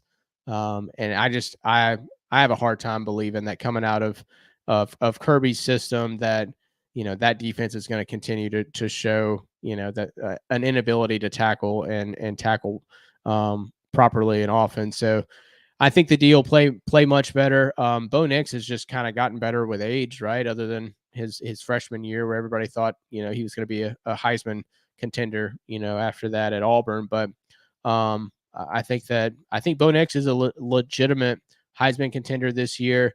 I think that you could see him in New York at the end of the season. I don't think he wins it, but I think he is a contender, and he's going to lead the offense in a promising fashion. The Ducks were also very busy in the transfer portal last season, getting two weapons for Nix to pass to, and two new offensive linemen. So they also did a complete overhaul on defense, getting 7 new starters, including their entire secondary. So I do have questions with the secondary about their ability to come in and gel as a unit right away, and that's sort of the issue really with the transfer portal. That a lot of teams face, is how do they come in and fit in? How do they come in and jive with the culture, and the players that are already there and in place? And I also look at this schedule and I say, gosh, Texas Tech is going to be an issue week 2, right? But realistically, there's not a game on their schedule I think that they just should lose outright. They won't be favored in all of them, but there's certainly a path to victory for each game. I have them ranging between 8 to 12 wins. I think that they do lose to USC. And then I think that they also drop one other game on their schedule at some point. Could be Texas Tech, could be Washington, could be Utah. And I'm not counting out Oregon State at the end of the year. But I have them picked to finish 10-2 in the regular season. And that is my 15 through 11 mark. Anything you'd like to add to those teams that I've mentioned? I'm sure we've got some overlap, but what do you think of it, and where are you going with your 15 through 11?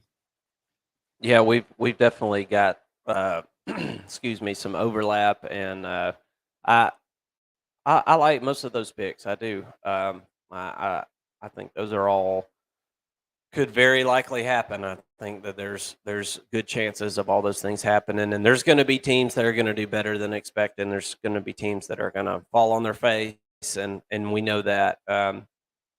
So I'm going to pick back up with number 15. Well, just to recap before we move on, let me make sure I got all yours jotted down. Like I said, so you had number 15, Washington, number 14, Oklahoma, number 13, Notre Dame, number 12, FSU, and number 11, Oregon. And I do like all those picks, and I've got some of the same ones. So number 15, I've got Tennessee. And Tennessee, I can keep it pretty short and sweet because there's really only one flaw in this situation. So Tennessee, team for team, was probably the best offense overall. I'd put them right up there with USC or Ohio State last year. I mean, they were putting up tons of points. Quarterback threw for like 4,000 yards, bunch of touchdowns, very little interceptions. No matter what you think about this offense, you have to give them their due for the most part, other than against Georgia last year, and I guess you could say South Carolina, but that was more of a defensive falter, in my opinion. They played really, really well. I mean, I don't think I've ever seen anybody torch Alabama quite the way they did last year. I mean, they just absolutely lit them up. But in those same games, they got lit up, and their defense had just tons of issues. I mean, they were ranked 121st in pass defense last year. And if you're going to be a title team, which I know that Tennessee fans and University of Tennessee feels like they should be, you can't be ranked 120th in anything, right? You're going to have to be serviceable in all areas, and that is the biggest question for me on this team this year. What are you going to do to play some complementary football? Don't leave your defense out to dry, because that happened a lot last year. And the beauty of going fast is when it works, you score a lot of points. But your defense also plays a ton of possessions, and they were wore out all for the second half of every single game. They were wore out, and so whenever you're scoring every time, but then another team comes in and they decide they're going to run the ball on you and slow the game down, it puts you in a situation that it is really hard to overcome, especially when you're playing big boy football against Georgia and Alabama, which Tennessee plays every single year. So I have a little bit of question about their offensive line, and I have a little bit of a question, well, more than a little bit of a question about their defense. They've got to step up, and they got to tackle somebody, man. People were running on them, and Georgia was running on them, especially in the second half of the game. So that was one of the elite rushing attacks that they faced, and I don't think they fared all that well. But it's really the over the top that's really the problem. You can't be giving up the kind of yards that they were last year. So let's take a look at their schedule real quick. Tennessee is always going to have a hard schedule, but they start off at Virginia. Okay, and actually, it's not at Virginia. This is actually a neutral site game, from what I understand. I was looking into this last night because I was curious where they were playing. Tennessee's about a 28-point favorite on that, and I think Virginia is really, really bad. So you got Virginia, Austin Peay. Those are 2 dubs right there. Then you go at Florida. I think Tennessee is going to stomp the ever-living crap out of Florida this year. That's my opinion. Tennessee fans will never say that because Florida's been kind of like, even when Florida's bad and Tennessee's good, Tennessee's had a hard time putting them down. And even last year, as bad as Florida was and as good as Tennessee was, it actually came down to an onside kick in that game, and it never should have. But then you've got, I think, like I said, Tennessee wins that game at Florida. Then you got UTSA. This ain't no joke. I ain't going to lie to you. UTSA has landed in a lot of top 25s. I don't have any G5 teams in my top 25. I feel like that's a little bit too hard to predict. And I'm looking at all the Power 5, teams and all that good stuff. So, then you got South Carolina at home. I think Tennessee is going to have that one circled, especially considering South Carolina put up 63 on them last year. But then you got Texas A&M at home. That's going to be a tough game. And then at Alabama. So you got a 3-game stretch right there: South Carolina, Texas A&M, at Bama, and then you go at Kentucky. And you do have a bye week in between South Carolina and Texas A&M, which is the first 2 games of that 4-game set. I have an extremely hard time believing that Tennessee's going to make it through that stretch undefeated. That's the at Bama game. I think you lose, and probably one of the other games. So if you can go 2-2 right there, I think you're in good shape. And then you've got UConn at Missouri, Georgia at your place, and then to end the year, you've got Vanderbilt at home. I don't think you're beating Georgia, so that brings me to 9-3. That's kind of where I see Tennessee this year. I think it's going to be a good offense again. I think Joe Milton is going to be able to figure it out. We've seen some accuracy issues, especially downfield with him in the past at Michigan. But I think this offense is set up for him, and he's an amazing athlete. And I think that we're going to see big numbers from the Tennessee offense again. Just who's going to step up on D? Who's going to step up? Number 14, I've got Kansas State, and we've already kind of been through Kansas State earlier, a little bit higher on them than you. And the reason I'm so high on them is because their offensive line, the entire offensive line is back. The quarterback is back. They've got a couple wide receivers they got through the portal. I just think the offense is going to be really good, and it's going to be something that's really hard for your average Big 12 team to deal with. And I think the Kansas State and Texas game this year is going to be really interesting because is that Texas defensive line going to be able to hold up against these guys? These are some maulers right here, man. And they know how to run and they know how to pass block too. So they lose some guys on defense, and they add a couple through the portal in the secondary. This year, I think the defense does take a little bit of a step back. Excuse me. The guys that they got, I don't think they adequately replace what they had. But I think, like I said, the offense is going to be really good and more than likely going to be able to control some games and slow some games down. I'm going to keep it moving to number 13, another team that we've already talked about. I've got Oregon at number 13, and I've got them at 9-3 this year.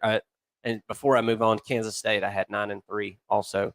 But Oregon at 9-3, hey, Bo Nix is back again, man. It's the quarterback that won't never leave, and here lately we've seen some older quarterbacks do really well, and I think that he's going to be even better than he was last year. Kenny Dillingham did leave to go be the Arizona State coach, so he's out at offensive coordinator. You bring in Will Stein from UTSA, UTSA had a really good offense last year, and that's they bring a lot of those guys back, but don't have their offensive coordinator because he's at Oregon. So you're going to see a little more tempo on the offense. Trayshawn Holden and Troy Franklin are back, and I think those two guys, I mean, you're looking for 1,000-yard seasons, right? That's pretty much the goal for those guys at this point.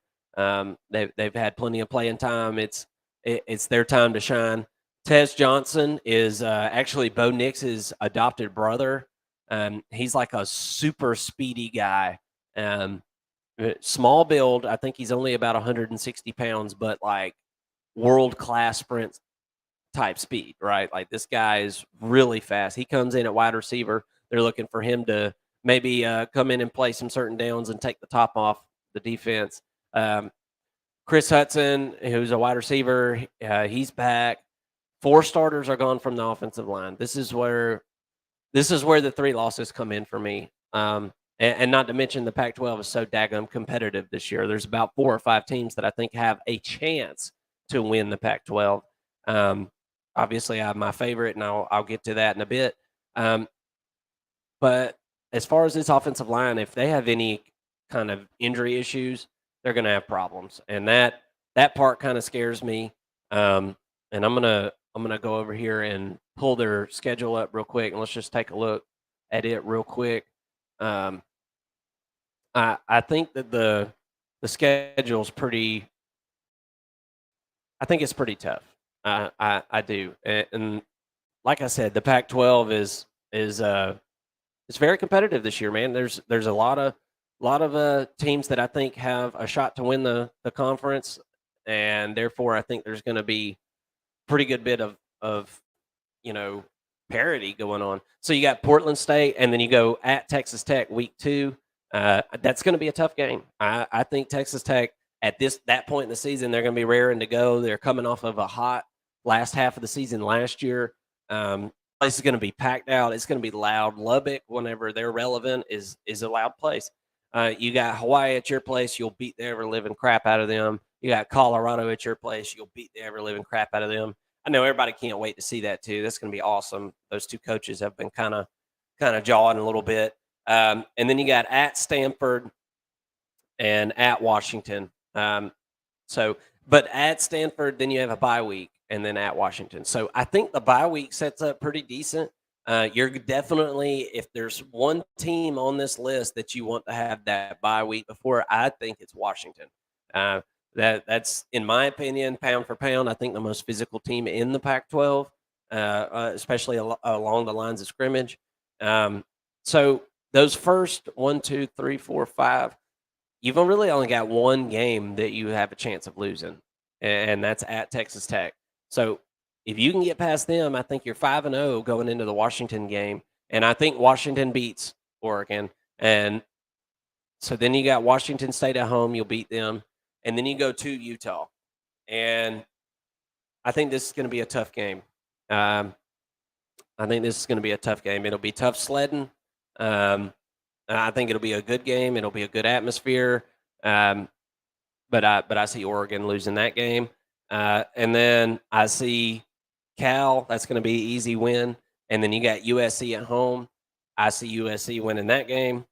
And then I see you winning out at Arizona State and then playing a really good rivalry game at the end of the year and probably squeaking one out against Oregon State. So those are my that's my take on Oregon, and I think that they're kind of volatile. I think you could very easily see them going 11-1. I really do. I think they have enough talent, and I do believe in their coach. He obviously an ex-Georgia guy. Dan Lanning is doing a really remarkable job out there. So I definitely have confidence that he can get them to the next level. I just don't know if it's going to be this year, in my opinion. But taking it to number 12, we'll keep it in the Pac-12. I've got Utah.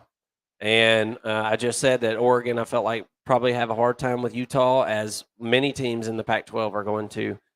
You got Cam Rising. He's back. He's coming off the knee injury. You never know what to expect on that stuff. And this is a guy who would go and run every once in a while. So I don't know how that's going to affect his game, but I really like Cam Rising. I think he's a really, really good college quarterback, and I look forward to seeing what he can do. Kyle Whittingham, the head coach over there, he's always got a great offensive line. They're always going to be pretty daggum good in the trenches. Seems like it's been that way really since Urban Meyer left. Years ago, they've always had pretty physical lines of scrimmage, and Utah's a pretty decent high school football state. It's kind of sneaky good. You got Miles Phillips coming in to play cornerback. I think that actually helps a lot. Nate Ritchie coming off a 2-year mission. He was a 4-star safety coming out of high school. So this is a guy that they got a couple years ago. We haven't even got to see yet. So I think that they kind of reload a little bit on that defensive secondary where they had lost a couple guys. You got a transfer wide receiver coming from FSU. So I like Utah again. I've got them going 9-3 this year, and I think that there's a chance they could go 10-2. But as I make my way up the list, you'll understand why and who I've got as the top dogs. You can probably already figure that out with deductive reasoning. But I've got a couple more Pac-12 teams up here that I think are gonna be top 10. Number 11, though, before we get to the top 10, I've got Ohio State at number 11. And there's a reason I set these rankings up in my head. These are what I think the rankings will be after the final week of the regular season. And with that being said, I think that Ohio State loses that last game of the year to Michigan, and I don't really think that it's going to be that close. So I'm thinking that they are probably, 10-1 headed into that game, probably ranked, right there in the top 5, and then get beat down, and a couple other teams make their way up. And I feel like that's how you get Ohio State at 10-2, which is my prediction. Ryan Day, I feel like, is kind of in a situation where, as crazy as it sounds, I think it's kind of put up or shut up this year. I mean, I'm not saying he's on the hot seat, obviously not going anywhere this year, but gosh, if he goes 10-2 or 9-3 this year, I know how Ohio State fans are. That's not going to be good enough. And he hasn't won any big games recently. It doesn't, the COVID year, yeah. But it seems like every time they go to the playoffs, they lose. They can't beat Michigan. I mean, it's almost like a Mark Richt type situation out there at Ohio State a little bit, and the fact that it doesn't seem like they can get over the hump. and had every opportunity last year. If they'd have made that field goal, they would have surely won a national championship. But that's revisionist history, and it didn't happen. So, everybody's been talking about their quarterback situation. Ryan Day came out and said the other day at one of his press conferences that, they asked him about Kyle McCord and Devin Brown, who's showing some separation. He said, nobody's showing any separation, and it's one of the things about fall camp. You can't always tell what coaches, what their end game is. I know Kirby Smart will use the media, just for example, and other coaches as well to talk to their players. But I believe Ryan Day whenever he says that there's no separation. It didn't seem like it was some kind of game he was playing. I don't think that they know, and I think that they've got a little bit of time to figure it out at the first part of the season. So I think you'll probably see both guys. Kyle McCord was a 5-star in 21, and Devin Brown, I know he was a highly rated guy too. So I think take your pick, and I think they're probably going to be pretty good. Offensively, when's the last time that we said that Ohio State didn't have a good offense? I mean, it's been a long time, and they've had some amazing players come in and out. Marvin Harrison is obviously back, probably top 3 player in all of college football. If you're not separating by position or anything, he could be 1, 2, or 3, and you really couldn't argue with that. The offensive line back in the spring game, it feels like that was forever ago now, but offensive line didn't look very good to me. And they're, especially the left side of the line, they're replacing everybody over there. And I'm hearing that they took in a transfer that was like a 3-star, and I can't remember what school he went to, but it's looking like he's going to start at left tackle. And it is somebody who has a little bit of experience, but it's not at a big school, or definitely not anything like this level of football. So I am a little bit concerned about that. Is it going to affect them running the ball,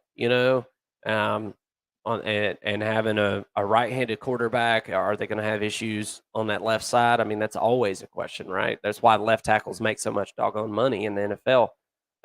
So many right-handed quarterbacks, but that left side, it does worry me. Now, Jim Knowles, this is his second year running this defense. I expect them to take a step up.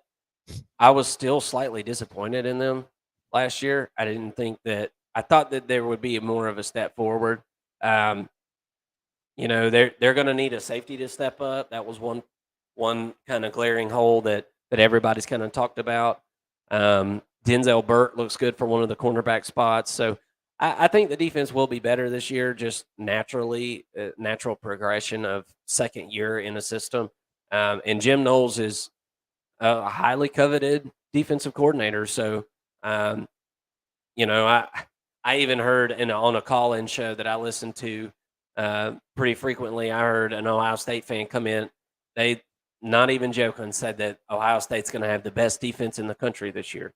And I do not believe that, not for 1 second. I don't think they'll be ranked number 1 in any category on defense, to be honest with you. But they have to be number 1. That's the thing. If they're top 15 or top 20 on defense, it's going to be really damn hard to beat this team, man, with all the weapons that they have on offense. So if they can just have a serviceable defense this year, then I think that they can maybe do better than this 10-2 mark, and maybe try to finish up 11-1. I don't see them beating Michigan. The offensive line, I'm already having questions about it. What's it going to look like, the last game of the year? You don't gain players throughout the season, you lose them. And I don't think the depth on the offensive line, especially on the left side, is a strength for them.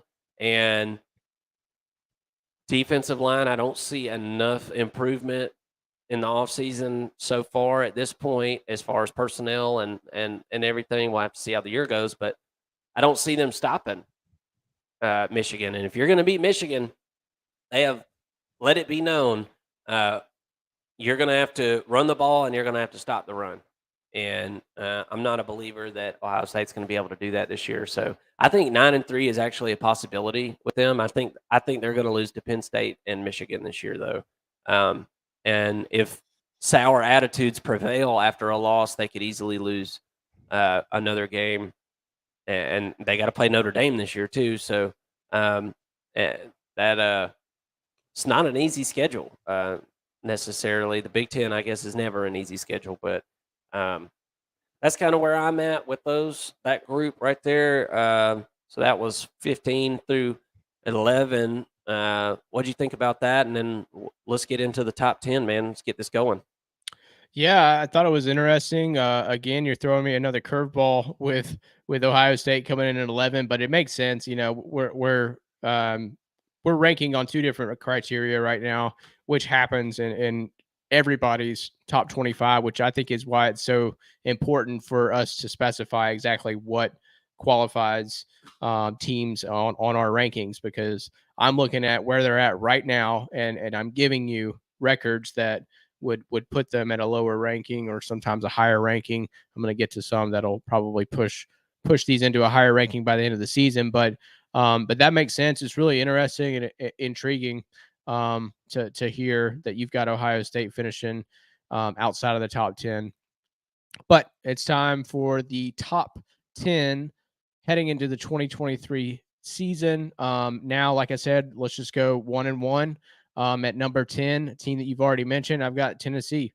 So 2022 was as they finished 11-2 last season, lost to UGA and South Carolina in a game that they really shouldn't have lost, but against South Carolina, that is. But I mean, they got drugged. I mean, that was just really, really bad. That I think South Carolina, put up 63 on them, but they were the number one scorer in offense and actually 35 on defense, which really isn't that bad for a Tennessee team that gave up 63 again to South Carolina, gave up 50 to Alabama. I mean, you erase those two, and they're probably a top 20 defense and scoring defense at least.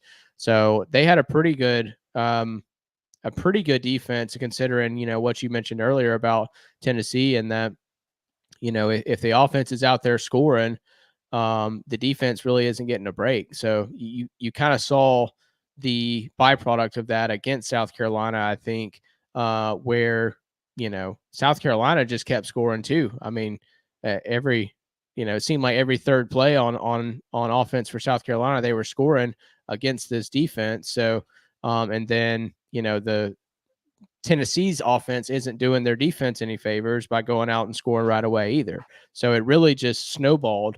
And if you don't score on some of those opportunities, you could really get yourself into trouble. But still, even with that, they were able to win 11 games last year. Wide receiver will have some drop off. They'll need to rely on the unit collectively, as opposed to one or two wide receivers like they did last year with Hyatt and Tillman. They're not as top heavy. So now they've got to rely on the whole unit, spread the ball out a little bit more. Brew McCoy and Squirrel White will be the main contributors. They also got a transfer out of Oregon, and Dante Thornton, who's one to keep an eye on. On the offensive line, they lost Wright and Carvin. And it's going to be tough to replace those two. This unit should see some drop off, but this is an all senior group that's going to be starting this year. So that could have some upside. They should at least have a familiarity with each other and be able to gel, which is an important piece of an offensive line. But I do think that their talent went down. So that's going to be interesting. Heupel can scheme around an offensive line. That's not really a big issue. But I'll be anxious to see what they're able to put together on O-line. On the defensive side of the ball, Tyler Barron is going to be the one leaned on heavily to provide that pass rush. All starters outside of that, all starters based on my depth chart are in at least their fourth season. So does that mean players are going to get better and perform and they're finished products now, some of whom are NFL caliber talent? Maybe not.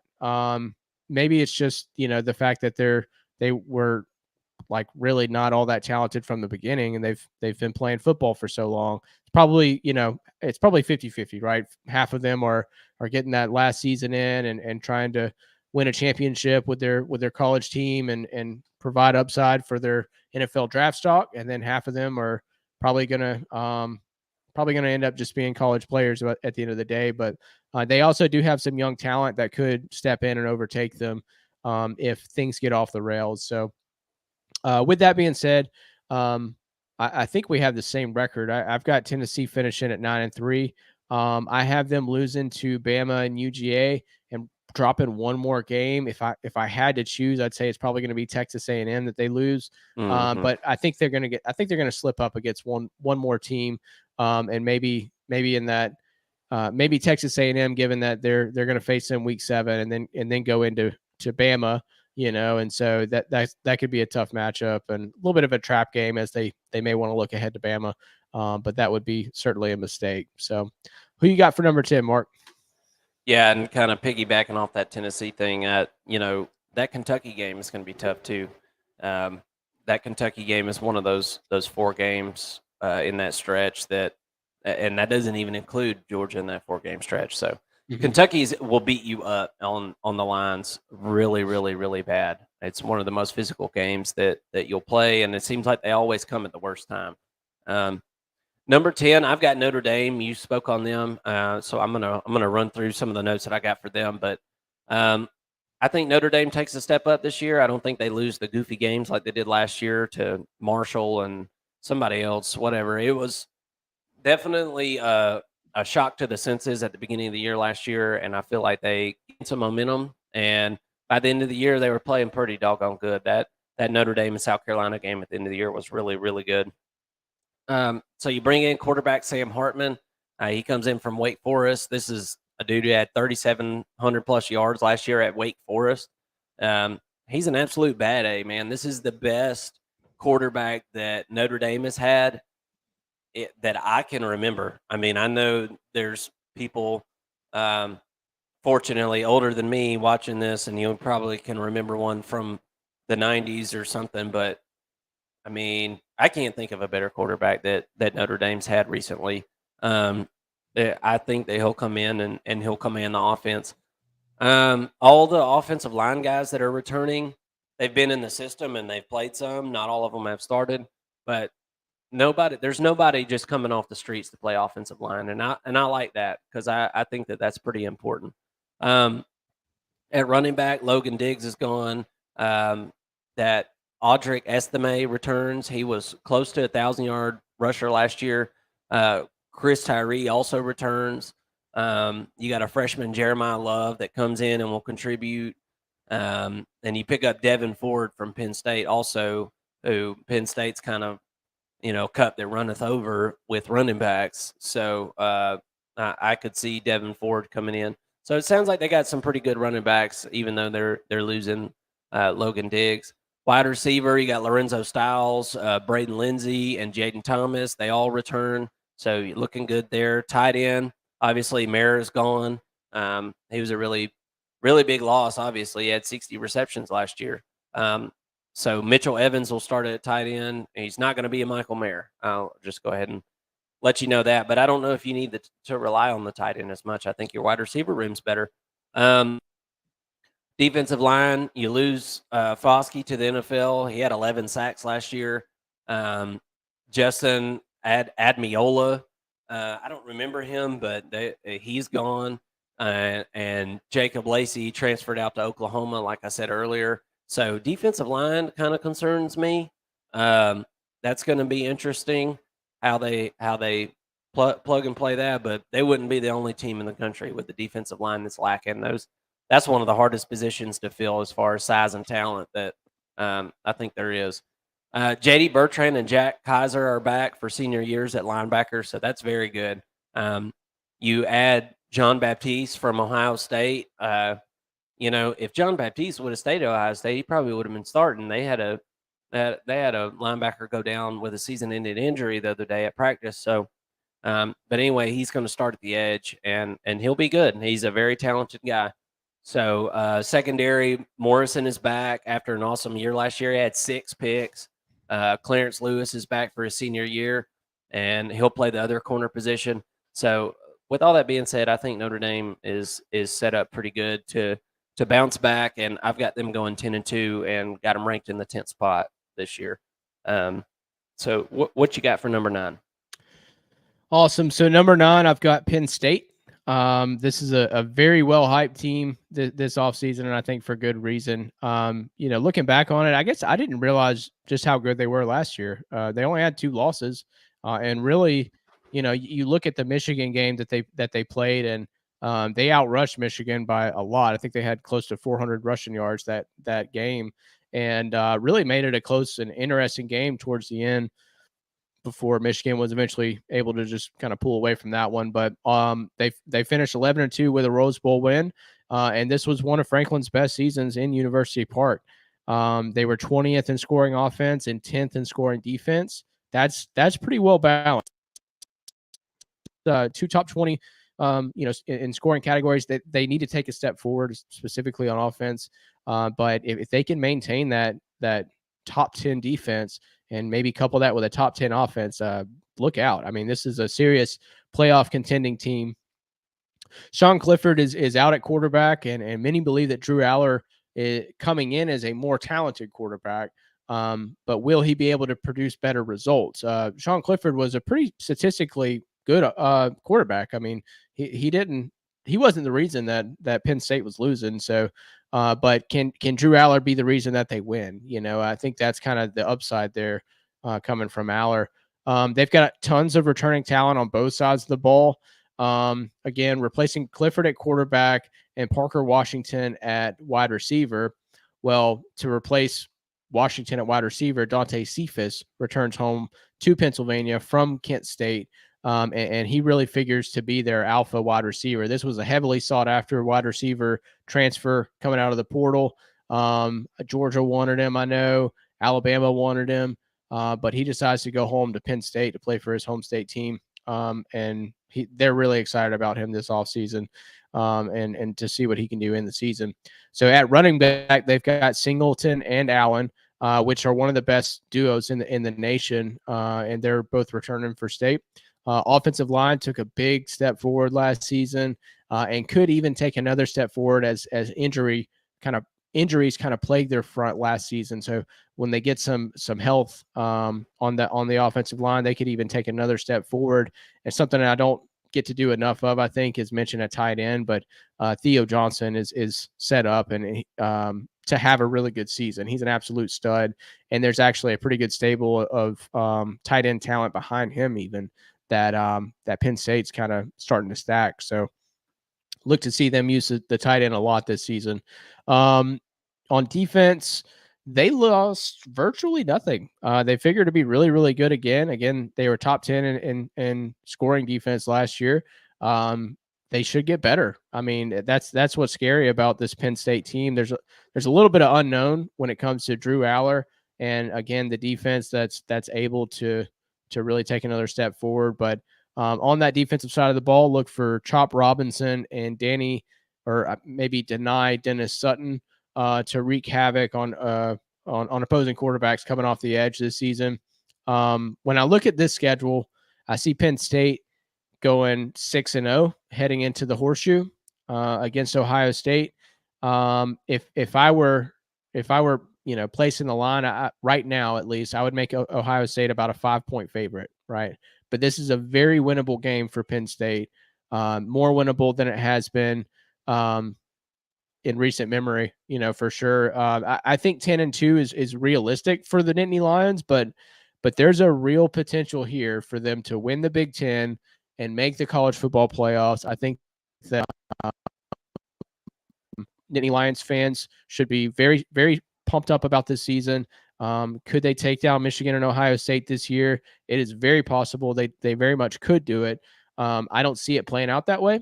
I do think that they're going to still end up being the third best team in the Big Ten, but I'm very excited for this one, and it would not surprise me if they're playing for a national championship this fall. Yeah, I I tend to agree with you because my number 9 team is also Penn State, so we have consensus there. A lot of the same things you said. Now, Sean Clifford, has been there, seems like forever, 6 years or something like that. I don't think that Sean necessarily hampered this team, but at the same time, I can't really remember a time that he won a big game for him. I mean, he's not going to win. He's not going to win a big game for you. I mean, he's just not a super strong arm. Everybody feels good about Drew Aller, and feels good that this guy has a higher upside. Is he going to step in and just tear it up from right off the get go? I don't know. They shuffle around a little bit on their offensive line. They're Norzad, he comes in and he played left guard last year. He'll be playing center. Tangwall will be playing guard. So it's an experienced line, but it's shuffled around, and I think they're going to be fine. Maybe it takes a couple of weeks to really get some steam going, and I think you got a couple of weeks till you got to have it locked in. Lambert Smith is back. A transfer, Dante Sivas, came in from Kent State. Kent State, all their players just went everywhere. So did their coaches. Yeah, all their coaches left and everything. So everybody picked that team apart. I think they need a wide receiver 1 to step up, and I think that'll be the key to unlocking the offense. The only other glaring issue that I see with Penn State is their defensive line. Whereas they do have numbers, they don't have anybody dominant. They don't have a Bear Alexander, or a Jordan Davis from years ago, or, a Jalen Carter. They don't have anything like that. And when I was looking through this depth chart and looking at the defensive line, they had several guys that they're going to be relying on that were sub 300 pounds. And I don't like that, especially whenever you're going to be going and playing Michigan. So with that being said, I think that Penn State beats Ohio State this year, and I think they might lose one other game and end up 10-2. That's where I've got them. I could easily see them going 11-1, though, and just losing to Michigan. Michigan just absolutely bludgeoned them to death last year. And it would have to be a dramatic change of events to change that this year. Michigan just ran the ball all over them in the second half, and there's nothing they could do to stop it. And you're going to need somebody to step up. You got a couple studs at linebacker, so that's and your linebackers, your inside linebackers are back from last year too. So maybe you can take a step up there, and they can come off the edge and help alleviate some of that pressure on the defensive line. But Penn State, I feel good about them, as good as I felt about them in a while. If they can avoid one of the slip ups and prove me wrong, then I could see them being 11-1 by the end of the year for sure. Who you got for number 8? So for number 8, I've got Clemson. You're obviously a lot lower on them. But I think that Clemson's making a comeback. I think it starts with Garrett Riley and Cade Klubnik. I think that it's a perfect time to make a quarterback change when you're bringing in a new offensive coordinator and vice versa, right? I'm not going to spend too much time on this because I know that you already talked about Clemson, but I'll kind of talk about why I think that they are going to be really successful this season. So again, Garrett Riley coming in as the offensive coordinator had a lot of success with TCU. Last season, they were 30th in points per game and 22nd in opponent points per game. That's like typically we see Clemson in the top 5, right? In both of those categories. I think that on the defensive side of the ball, well, Brian Brzee got hurt, so that hurt them for sure. But also the fact that the offense was just really abysmal, in my opinion, for what should be a national championship contending team. again, we go back to that complementary football. It ended up weighing on the defense, and it ended up costing them and making them look bad. From what I'm hearing from camp, Klubnik is really showing out. He's showing out. He's looks more comfortable in the program. He was just a true freshman last season. Very talented guy, and he's also showing a lot more leadership qualities. And those intangibles that you really want to see out of a quarterback. Outside of that, there's a lot of buzz that Garrett Riley's offense has been very tough to predict. Even from their own team and their own defense, who you would think is getting used to seeing the same play over and over again. Well, they're saying, we don't know what's coming. We still don't know what's coming. We've been practicing against this offense for, several weeks, and things are still changing. So that could be good in a sense that, it keeps other defenses on their toes, but also if the package is too big, maybe it's too much for a young quarterback and a team that's, still getting the install from this package. But we'll wait and see. Maybe they work out the kinks, against, Duke, which again is probably going to be a pretty tough matchup. But when I look at their schedule, that it's Duke at the beginning of the year and then FSU in week 4. But if they have everything figured out by FSU, they could go on and really put up a nice season and win at least 11 games, I would think. So this was the first time that the defense was outside the top 10 in a long time. Offense is going to lean a lot on sophomore Antonio Williams at wide receiver to be a playmaker. You mentioned the wide receiver room and the issues that they've had. I do agree that they don't have a true number one. Antonio Williams is probably going to have to be that guy, and he's really not a number one. But they do have depth, and Clemson's done this thing where all they've drafted are 6'3", 215-pound receivers, and they haven't done a great job of having a true slot receiver. So if I'm not mistaken, I think they went out and got one finally. I don't know if he's going to be ready, as a true freshman to come in and play, but they are trying to do some things to change that. I could also see them moving Will Shipley to the slot a lot more. He's a dynamic player for them. So maybe they do some different things with him. He really should be their featured player. And I think if anybody on this team is going to go out and win a Heisman, it's going to be Will Shipley. So they should be able to feature him a lot better. I've heard that their offensive line's actually doing pretty good this season. It'll be a better unit for them than they have been in years past. And so that's the offense. Going back on the defense, again, like I mentioned, they're outside of the top 10 for the first time in a long time. They lost Henry, Murphy, and Brzee, all 4 or 5 stars. It's a huge loss on the front seven for the front seven. But we know that Clemson recruits this unit really well.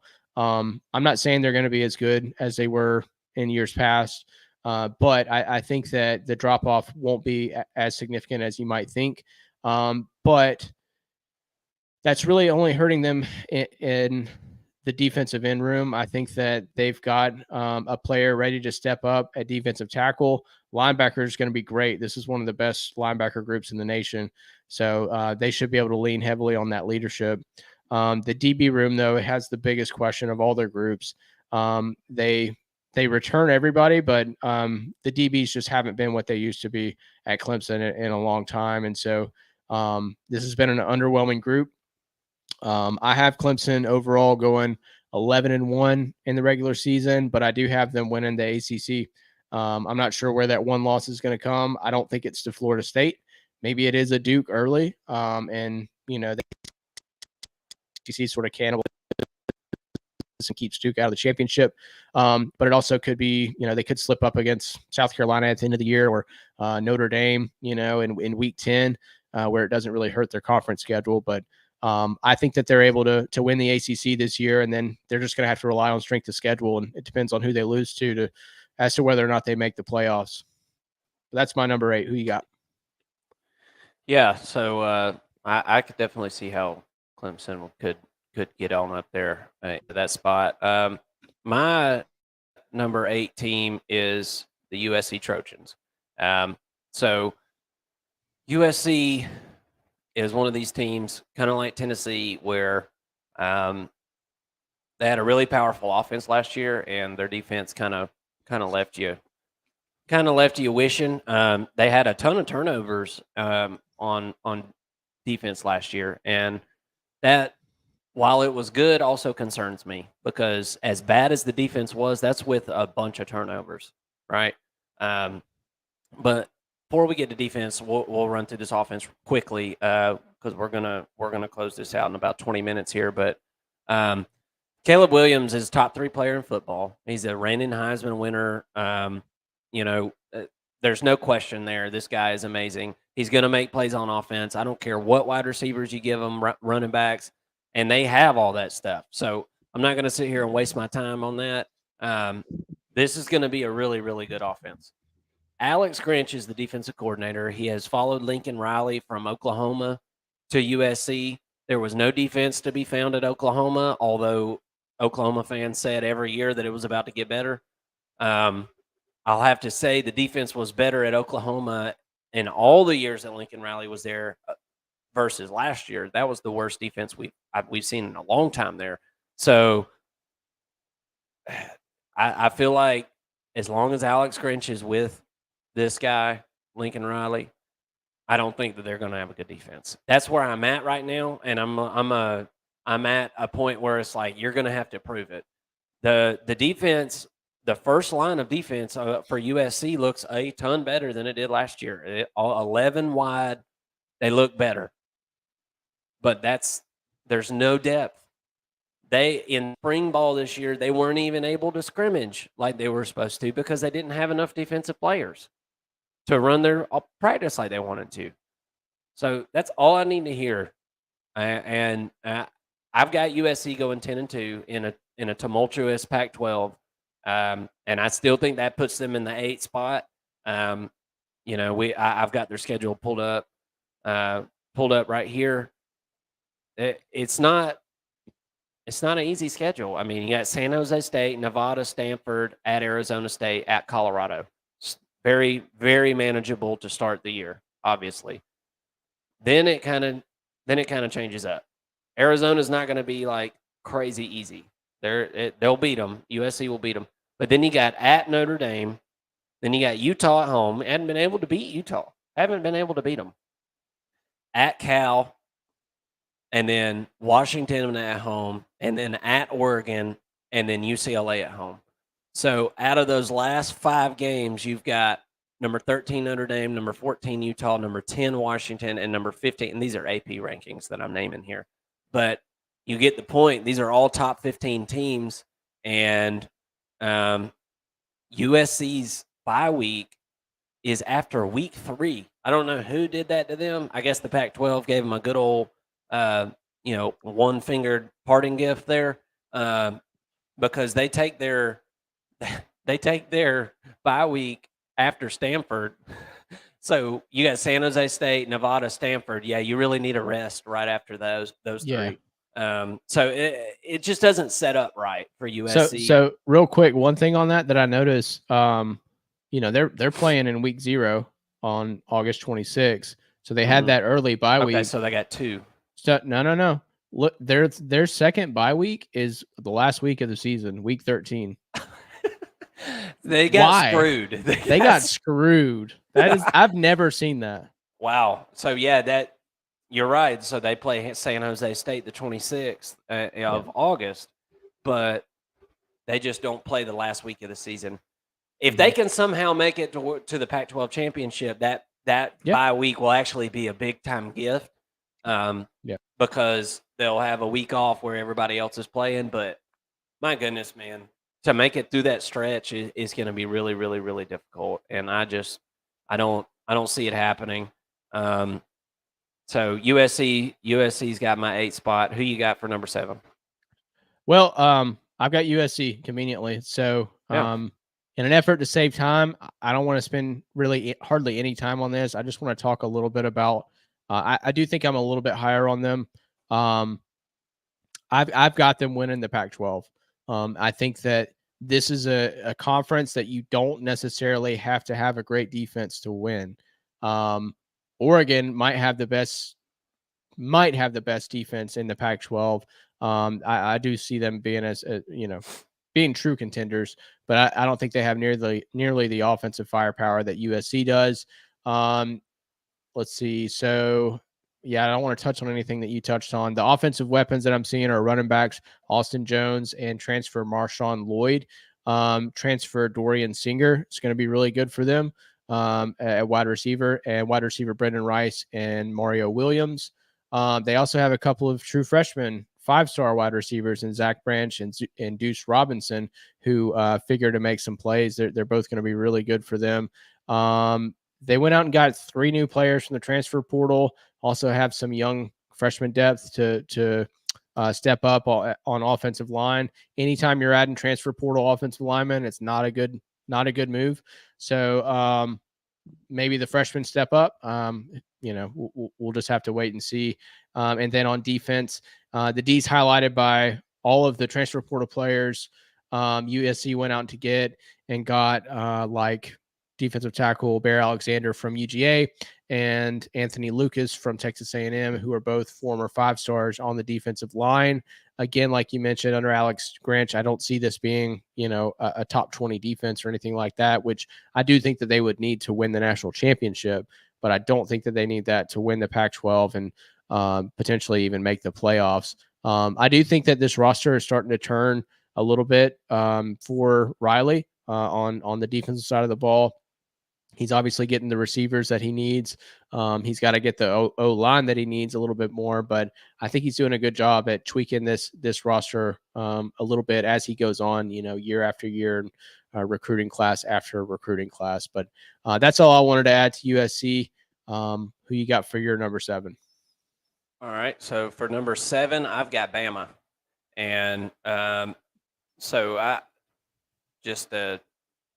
got Bama going 10-2. And I think they'll probably end up losing to Texas and probably LSU as well. I've said it before with Alabama. The old adage is if you got 2 quarterbacks, you don't have a quarterback. Well, what if you got 3?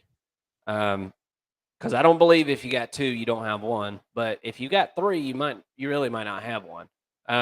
In our last episode that I did, I was talking about Ty Simpson. It sounds like he's going to get the start. That's I don't think that's really up for that much question. I think Jalen Milroe will play some, but they brought in Buckner from Notre Dame, who honestly was just not very good last year. I mean, he wasn't very good, and it's the same schedule for Bama. It's a tough one. You got Tennessee, you got LSU. You got all your West opponents. The SEC still got the East and West for one more year.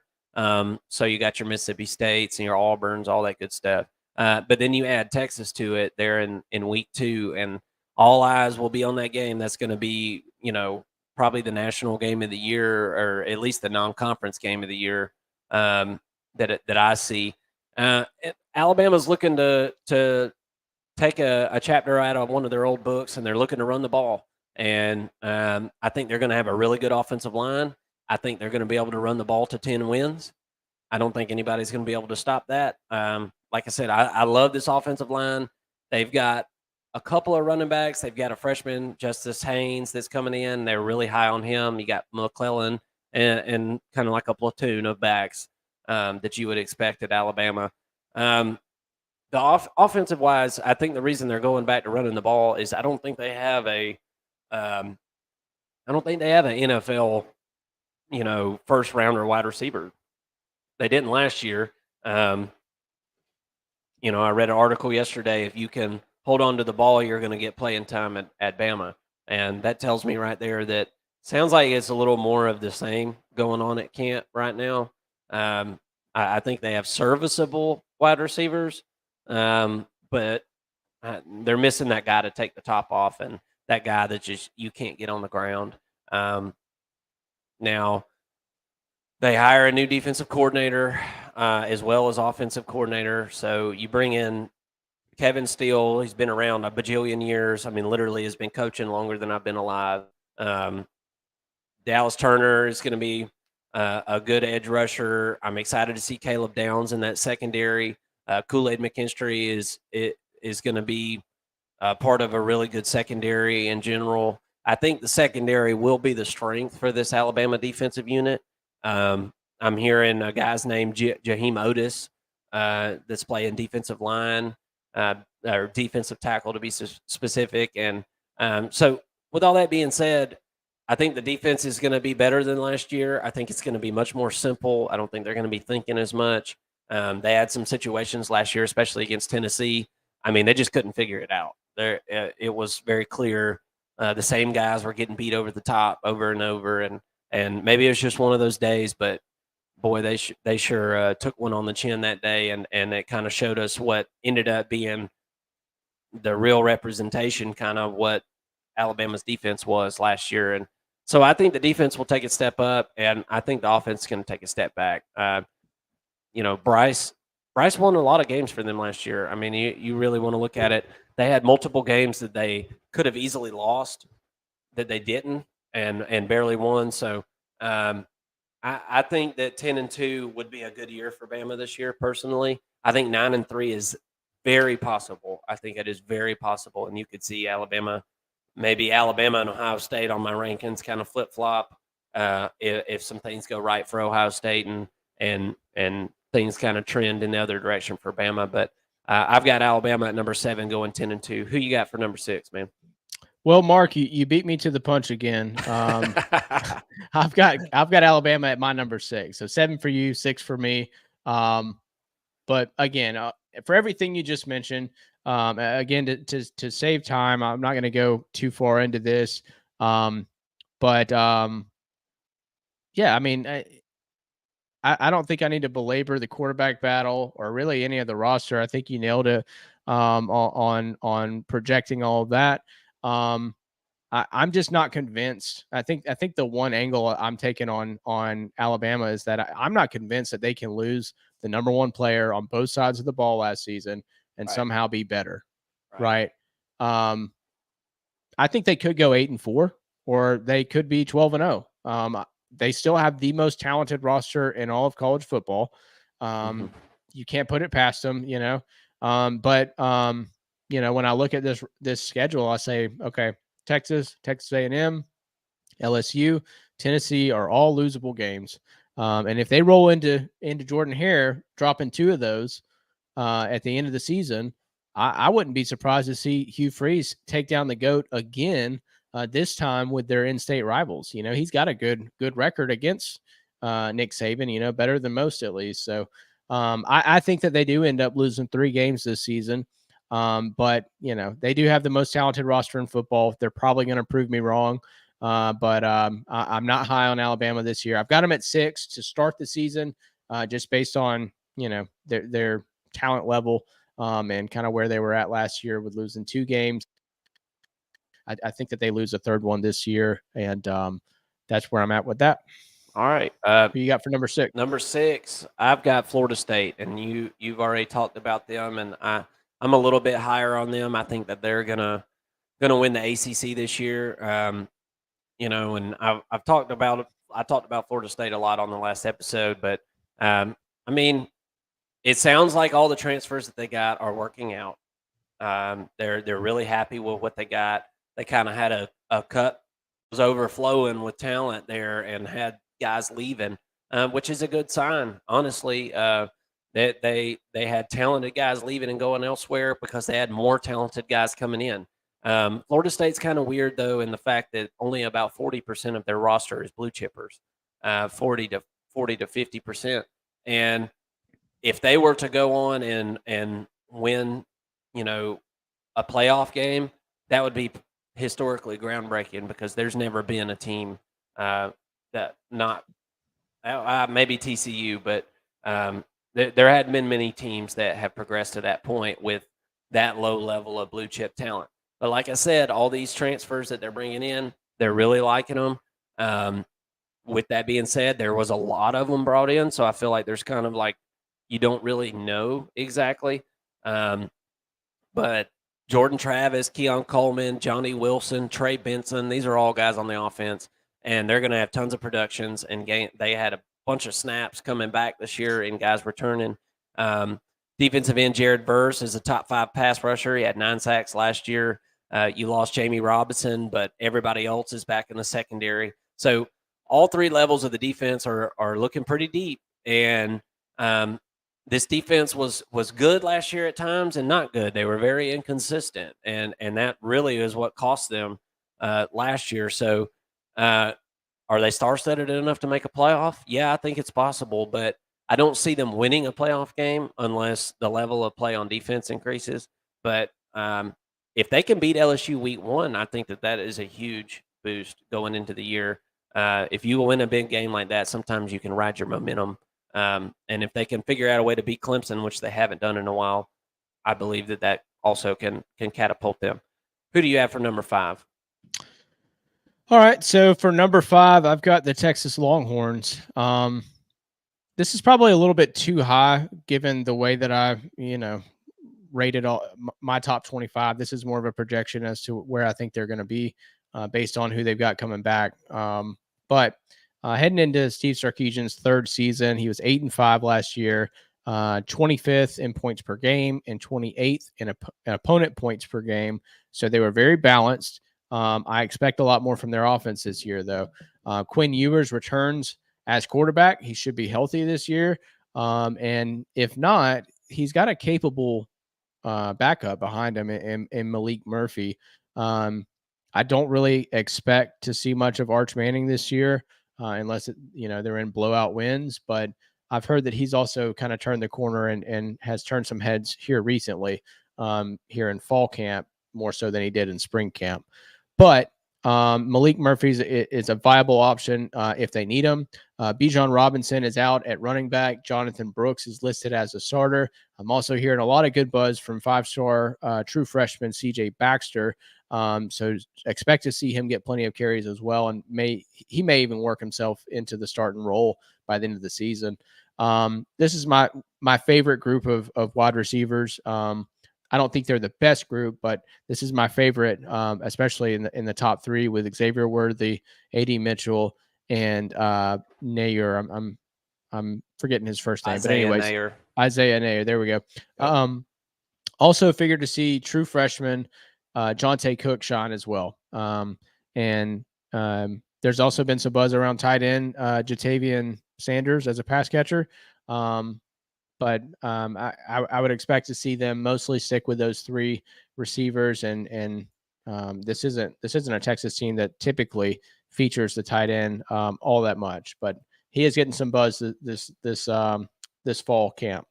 But this on the offensive line, I think the most important position group on offense outside of the quarterback is going to be a top 5 group. This may be the best offensive line in the country by the end of the season. So I'm really high on this offensive line as well. They had a really big jump on defense last season. But then they went and lost 2 defensive tackles and 2 defensive backs. But they've recruited really well. They've hit the transfer portal pretty well. And they actually stand to take a step forward and take another jump. It's going to be led by their nose tackle up front and Byron Murphy. And you mentioned earlier there being this deficiency of nose tackles. Well, that's because Texas has one of the best ones in the country. Byron Murphy is an absolute stud. He's a guy who can, stuff the run. He can get after the passer. He can do it all. So he's going to be exciting. True freshman linebacker Anthony Hill is one to watch as well. He's multiple. He can get after the passer. And then they also brought in transfer safety Jalen Arkansas. He was once the freshman all SEC player, but battled injury. So with him coming back, he should be able to really contribute now. And they also brought in cornerback Gavin Holmes from Wake, who is super fast. And they have a true freshman in Malik Muhammad who will get meaningful snaps as well, again in that secondary. So overall, I think Texas has a complete roster. They're favorites to win the Big 12. I think they do just that and end up winning 11 games in the regular season. I have them beating Alabama in Tuscaloosa.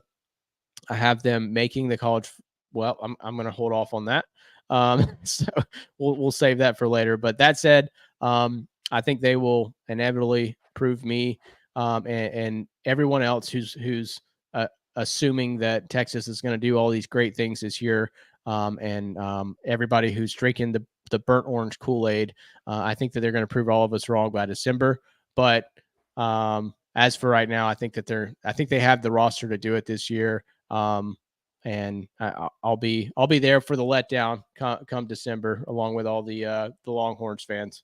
Absolutely. Well, I know that you've got to go. Why don't you go ahead and give us your top four? And I know that we're going to be aligned on that. And I can kind of go through but for the record, why don't you give us our top four and we'll let you go and I'll kind of go through these top four because I'm sure we're right there the same on at least three of them. Yeah, that's fine. I'll give you a quick note on each of them. So starting at number 4, I've got LSU. LSU finished 10-4 last season, defended the great Alabama, won the SEC West, and played for a conference championship, all in Brian Kelly's first season with his new family. And after the loss to FSU in a great Week 1 game, I thought that this would be a mediocre LSU team. I didn't know how good Florida State was at that point. I wasn't expecting much from them.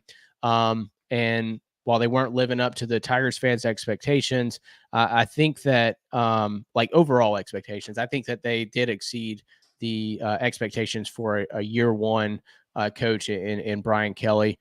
I do have LSU winning the West and losing to UGA in a much closer SEC championship game than it was last season.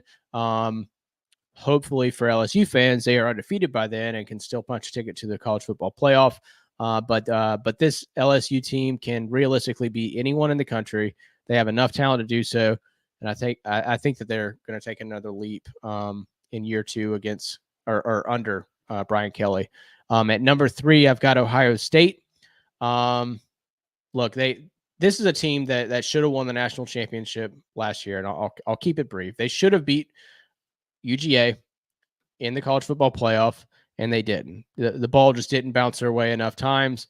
If they had done that, they would have won the national championship, and people would be talking a lot differently about Ryan Day and about Ohio State this year and what they can do. But that's not football. So they've got to get back up, get back into it, get back to the college football playoff, and they've certainly got the talent on the roster to do so. They're just behind Alabama in having the most talented roster in college football, just ahead of Georgia. So, if they're not able to do it again this year, there's really no excuse. But overall, I think that they're going to win 11 games. I think that they slip up to either Penn State or Michigan, but probably not both. And if that happens, we'll kind of have to see how it goes with the Big Ten championship game as to whether or not they make the playoffs. At number 2, I've got Michigan. This is a team that finished 13-1 last season. Really should have beat TCU and been playing for a national championship. I don't think that game would have gone their way had they been in the national championship either. But they finished 6th in points per game, 7th in opponent points per game, which displays again a very balanced program. They beat OSU and won the Big Ten for the second straight season. But played a sloppy game against GCU, and that's what happens when you get to those playoff games, and ultimately didn't have the season that Michigan fans wish that they would, and still haven't won a playoff game yet. So they're looking to right the ship on that. This is another Big Ten team that I think is going to go 11-1.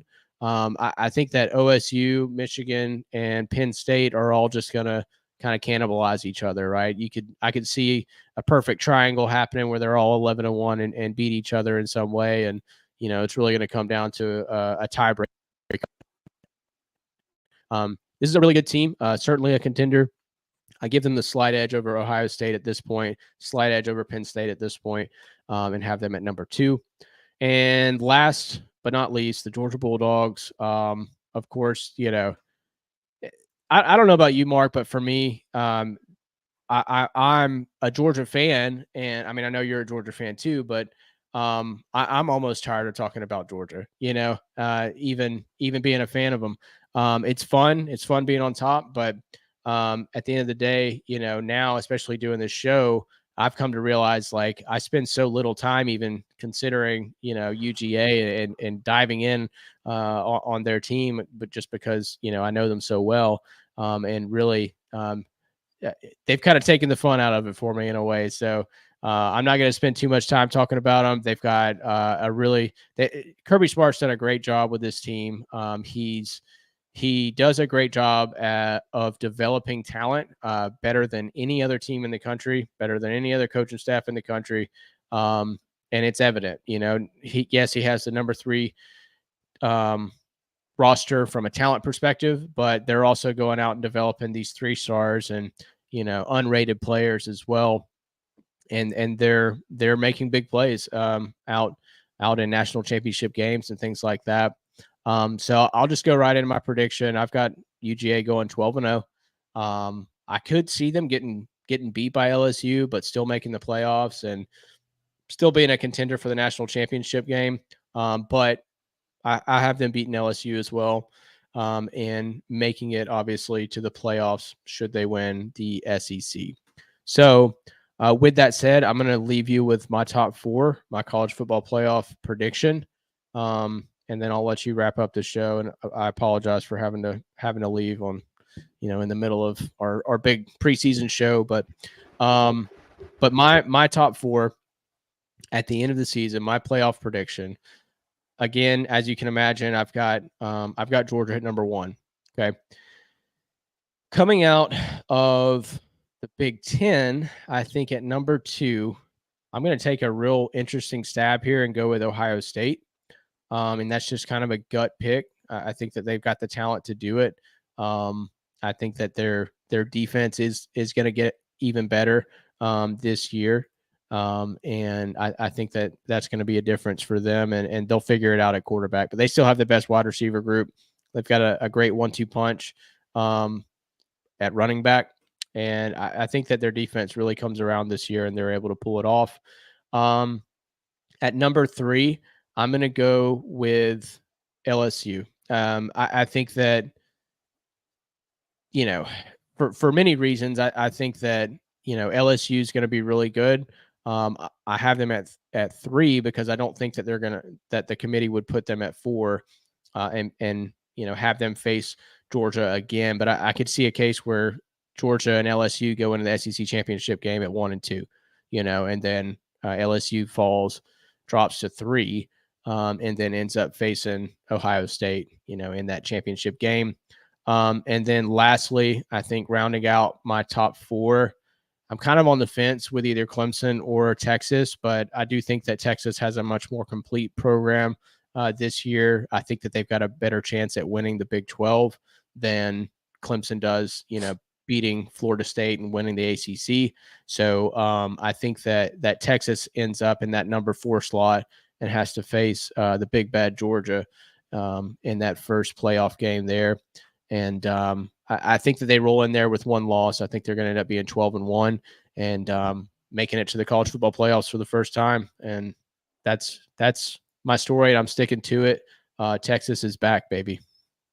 Texas is back, and you know what? I think a lot of people are feeling that way, and this seems like it'd probably be the best Texas team in a while. So I like those picks. No Michigan in the playoff. So thank you, Mason, for your picks, and we're gonna keep it rolling and get out these last picks of mine and give my playoff predictions. But that's exciting stuff, man, because we're about a week away, and we're gonna get this thing rolling. So thanks for joining, and you have safe travels out there, and we'll talk to you soon, buddy. Awesome. Thanks, Mark. We'll talk again soon. And yeah, that's a interesting take right there, and that's why we do this, because even as aligned as far as our thinking and things. We still got some differences. So I'm going to keep mine going here. And as I go through mine, these are the teams that I think are going to end up making the playoff whenever I get into these top four. But number 5, I've got LSU, and you got two good quarterbacks at LSU. You got Jaden Daniels and Nussmeier there. I think you're good with either guy. I think they've got different styles. Jaden Daniels, I felt like, was playing more last year because of the offensive line woes that LSU had. Nussmeier came in the SEC championship game, and UGA fans and everybody can say what they want to say, but that dude threw the ball all over the yard on him. You lose Butte at wide receiver. Culture-wise was probably a good thing. He was a very talented guy, but it was a bumpy road last year with him. And whereas he did have some big moments and was very talented, I feel like culturally may have weighed down the group some. But even with him leaving, you got Thomas, Lacey, Hilton, Neighbors. These are all really good pass catchers, and especially Malik Neighbors. I expect him to have a really, really good year. Offensive line, Miles Frazier, Garrett Dillinger, Will Campbell, Emory Jones, Charles Turner, and 5 freshmen and transfers that are ready to rotate are all going to be there this year on that offensive line. I think it'll be much more of a steady group this year. You go out and you get Logan Diggs from Notre Dame. He was their best running back last year, no doubt about it. He ran for 900 yards last year. Put him back behind that offensive line. He's going to need somebody to step up and help. They had other backs that weren't healthy for the spring, but I think they'll have a little bit of a platoon there to back him up, and it'll probably be a committee approach there at running back with a running back 1 that looks pretty good. So offensively, I think overall it's going to be good. So Matt House is going into his second year defensive coordinator. You lost Ojolari to the NFL. Ali Gay, Converse, Ward, all these guys are gone from the secondary. So that mass exodus kind of created an issue and a kink in the armor, I feel like, in the fact that LSU went really hard in the transfer portal for cornerback players, or defensive secondary players, I should say. You had one of them get hurt the other day, or excuse me, he didn't get hurt. He got in a fight, and it's unclear if he's on the team or not. So doesn't look like he's going to be back. That was a transfer from Texas A&M.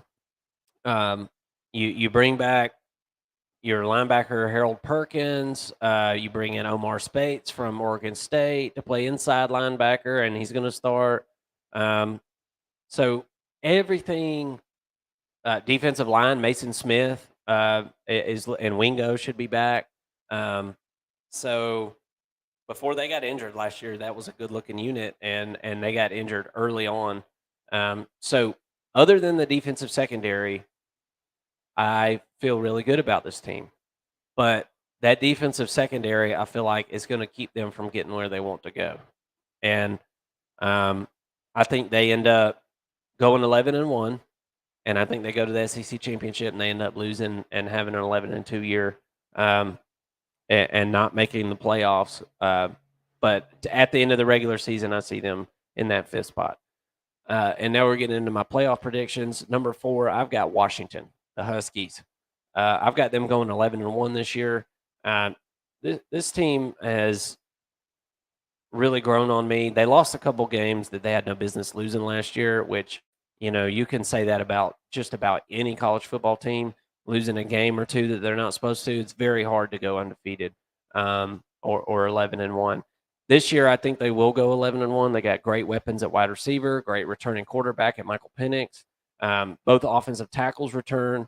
Really, the question for this team is whether or not the secondary and the interior offensive line holds up. And those are on 2 different sides of the ball, I know, but those are really the 2 questions, right? As far as running back, Dylan Johnson, he comes in from Ole Miss. Jeremy Bernard comes in from Michigan State at wide receiver. Braylon Trice is a very good edge rusher. I mean, they've got players at just about every position. So, with all that being said, this is my current pick to win the Pac-12. I think they're the most physical team in the conference. I think that they lost a couple games they shouldn't have lost last year and may lose one they're not supposed to lose this year. But Washington, for me, with their path that they have to the playoff, with their schedule and the personnel that they've got and a lot of returning guys, I feel like this team right here is going to be really tough to beat. And it's the combination of the offense and defense for me. They're going to play complementary football. And I think that that's a big deal. So at number 4, I've got the Washington Huskies. Number 3, I've got the Texas Longhorns. Just like Mason said, I guess Texas is back. Or at least I guess they are in my mind. So you've got returning QB Quinn Ewers, outstanding weapons at wide receiver, Xavier Worthy, Jordan Whittington, A.D. Mitchell, Isaiah Nair. The question is going to be a wide receiver unless a bunch of those guys get hurt or something. You do lose Bijan Robinson, which is a big loss. Obviously, that was a top 10 pick running back. That doesn't happen very often. It'll be running back by committee. Tight end Sanders is very good. It's another team. I'm not worried about the offense. I'm more worried about the defense. Can they get after the quarterback? They couldn't do that last year. The defensive line is much deeper this year. Second level linebackers are looking better. Catalon came over from Arkansas to play in the secondary. If he can stay healthy, I feel like that'll be a big help. But it's going to be a question of the defense. And I feel like they're, with the Big 12 schedule that they're playing this year, I feel like they're going to be able to sneak by all that with this defense. And I think the offense is going to be really good, much more consistent this year. And Quinn Ewers last year didn't even know a lot of the calls at the line. I mean, he was struggling to understand the offense. So he has been in much more command of this offense in the fall and spring, and I expect Texas to take a step up. And if they can beat Alabama in that Week 2 game, that is going to be a huge coup for them, and I think will propel their team throughout the rest of the year. And I think Alabama's going to have a hard time stopping them. So I can't wait to see that game. I don't expect it to be 20-19 again. I can tell you that. At number 2, I've got Michigan. Look, this is a team that's built from the inside out. That's why I like them. I think they're going 12-0. They bring back J.J. McCarthy. The running back room is totally awesome with Blake Corum and Donovan Edwards. Colson Loveland at tight end. A.J. Barner is coming in to play tight end as well. You bring in Cornelius Johnson and he's going to be your wide receiver 1. Cornelius is a good wide receiver. So on the defensive side, you were number 6 in total D last year. The defensive line looks deep and good again. Will Johnson is a cornerback. He's an All-American contender. You got 3 good safeties, and you bring in depth through the portal. I don't see a chink in the armor for Michigan necessarily unless something happens to Cornelius Johnson and they can't get the ball downfield. I think that's the only thing that could stop them. And in the regular season, I don't think it's going to stop them because I don't know of any defense that's going to be able to load the box up and commit to the run fully and beat this team. I don't see that happening. And in that same vein, I've got Georgia ranked number 1. Surprise, surprise. I feel like the top 2 are not a big surprise. Georgia has questions at quarterback, and Kirby Smart is looking for those answers every day at practice. They were out there scrimmaging. They had 2 days of scrimmages in a row the other day out there in 110-degree heat. They said it was 118 degrees on the field, no wind, and they're out there scrimmaging. Kirby's out there riding people's butts hard as ever, yelling at coaches and yelling at players and saying the wide receivers ain't catching the ball. And, this is a master motivator at work. And I feel like regardless of what he's saying, the pass catching wise, this is the best Georgia team we've seen in a while. I'd say Georgia and LSU are in the same vein as far as the wide receiver cores in the SEC. Those are definitely the top 2 wide receiver cores in my mind. So there's no all-star running back for Georgia. I don't see anybody, being an All-American or rushing for 1,400 yards or anything. You've got, like 4 guys that I think are very serviceable. Maybe you have one bust out this year. But I think Georgia with a new offensive coordinator, I can see Georgia airing it out a lot more this year. And the defense, as long as Kirby Smart is there with his squad, I'm not worried. I'm just not going to worry about the defense. I'm not going to consider that to be a question. Obviously, there's questions on every defense. Who's going to be the number 1 defensive lineman, I think, is the biggest question for Georgia's defense. I don't think you have a Jalen Carter or a Jordan Davis to either clog the middle up or take on double teams every play or anything like that. So I think that's going to be a bit of a question, but whereas they don't have a number 1 guy, it seems like they have a lot of depth. So, if you can't have a first rounder, at least you've got other NFL talent there and guys that are going to be able to step in and rotate. Georgia's schedule is a cakewalk this year. They had Oklahoma on the schedule. It got taken off. The SEC asked them to take it off. I won't get into that. I think that's ridiculous. They're not even an SEC team yet, so how could the SEC tell Georgia to take them off? I digress on that. Excuse me. But all in all, Georgia seems like the best mix of returning experience and talent. And I think that if you can hit those 2 things perfect, I think that's where you can mold a championship team. It's going to depend on the quarterback. You got Carson Beck and Brock Vandagriff and Gunnar Stockton. It sounds like Carson Beck has been more of the same this spring and fall of what we've already known. It seems like the other 2 are progressing more, but I still expect to see Carson Beck start. I'm hoping, as a Georgia fan, I'm hoping I don't hear about playing 2 quarterbacks. I don't really like that. But you've got some quarterbacks with a different skill set, so never say never.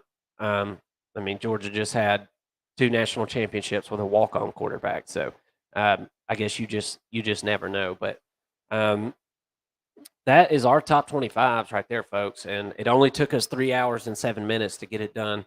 But you know what? We're going to dice these things up and put out videos specifically for these teams. And I really, really appreciate you guys tuning in. And I hope that everybody will tell us how we're wrong and like and subscribe to the video. And that way we can argue about it. And I hope you'll come watch some games with us this year when we do some live game reactions. We're going to have weekly game predictions and pregame content every Thursday afternoon, and that'll be on our This Week in College Football segment. Going to have your best bets every Friday. We're going to go over lines, things like that. And naturally, we're going to have our game reaction, and we're going to have those loaded up on Sunday morning. Possibly could be doing some on Saturday Night Live or Sunday morning live. We're still working those kinks out. But we'll know very soon, and we're going to have the content flowing for you guys. And I appreciate everybody tuning in, and I hope you'll put your top 25 in the comments and let me know how I'm a big idiot. Thank you so much for tuning in, and have a blessed day. Thank you so much.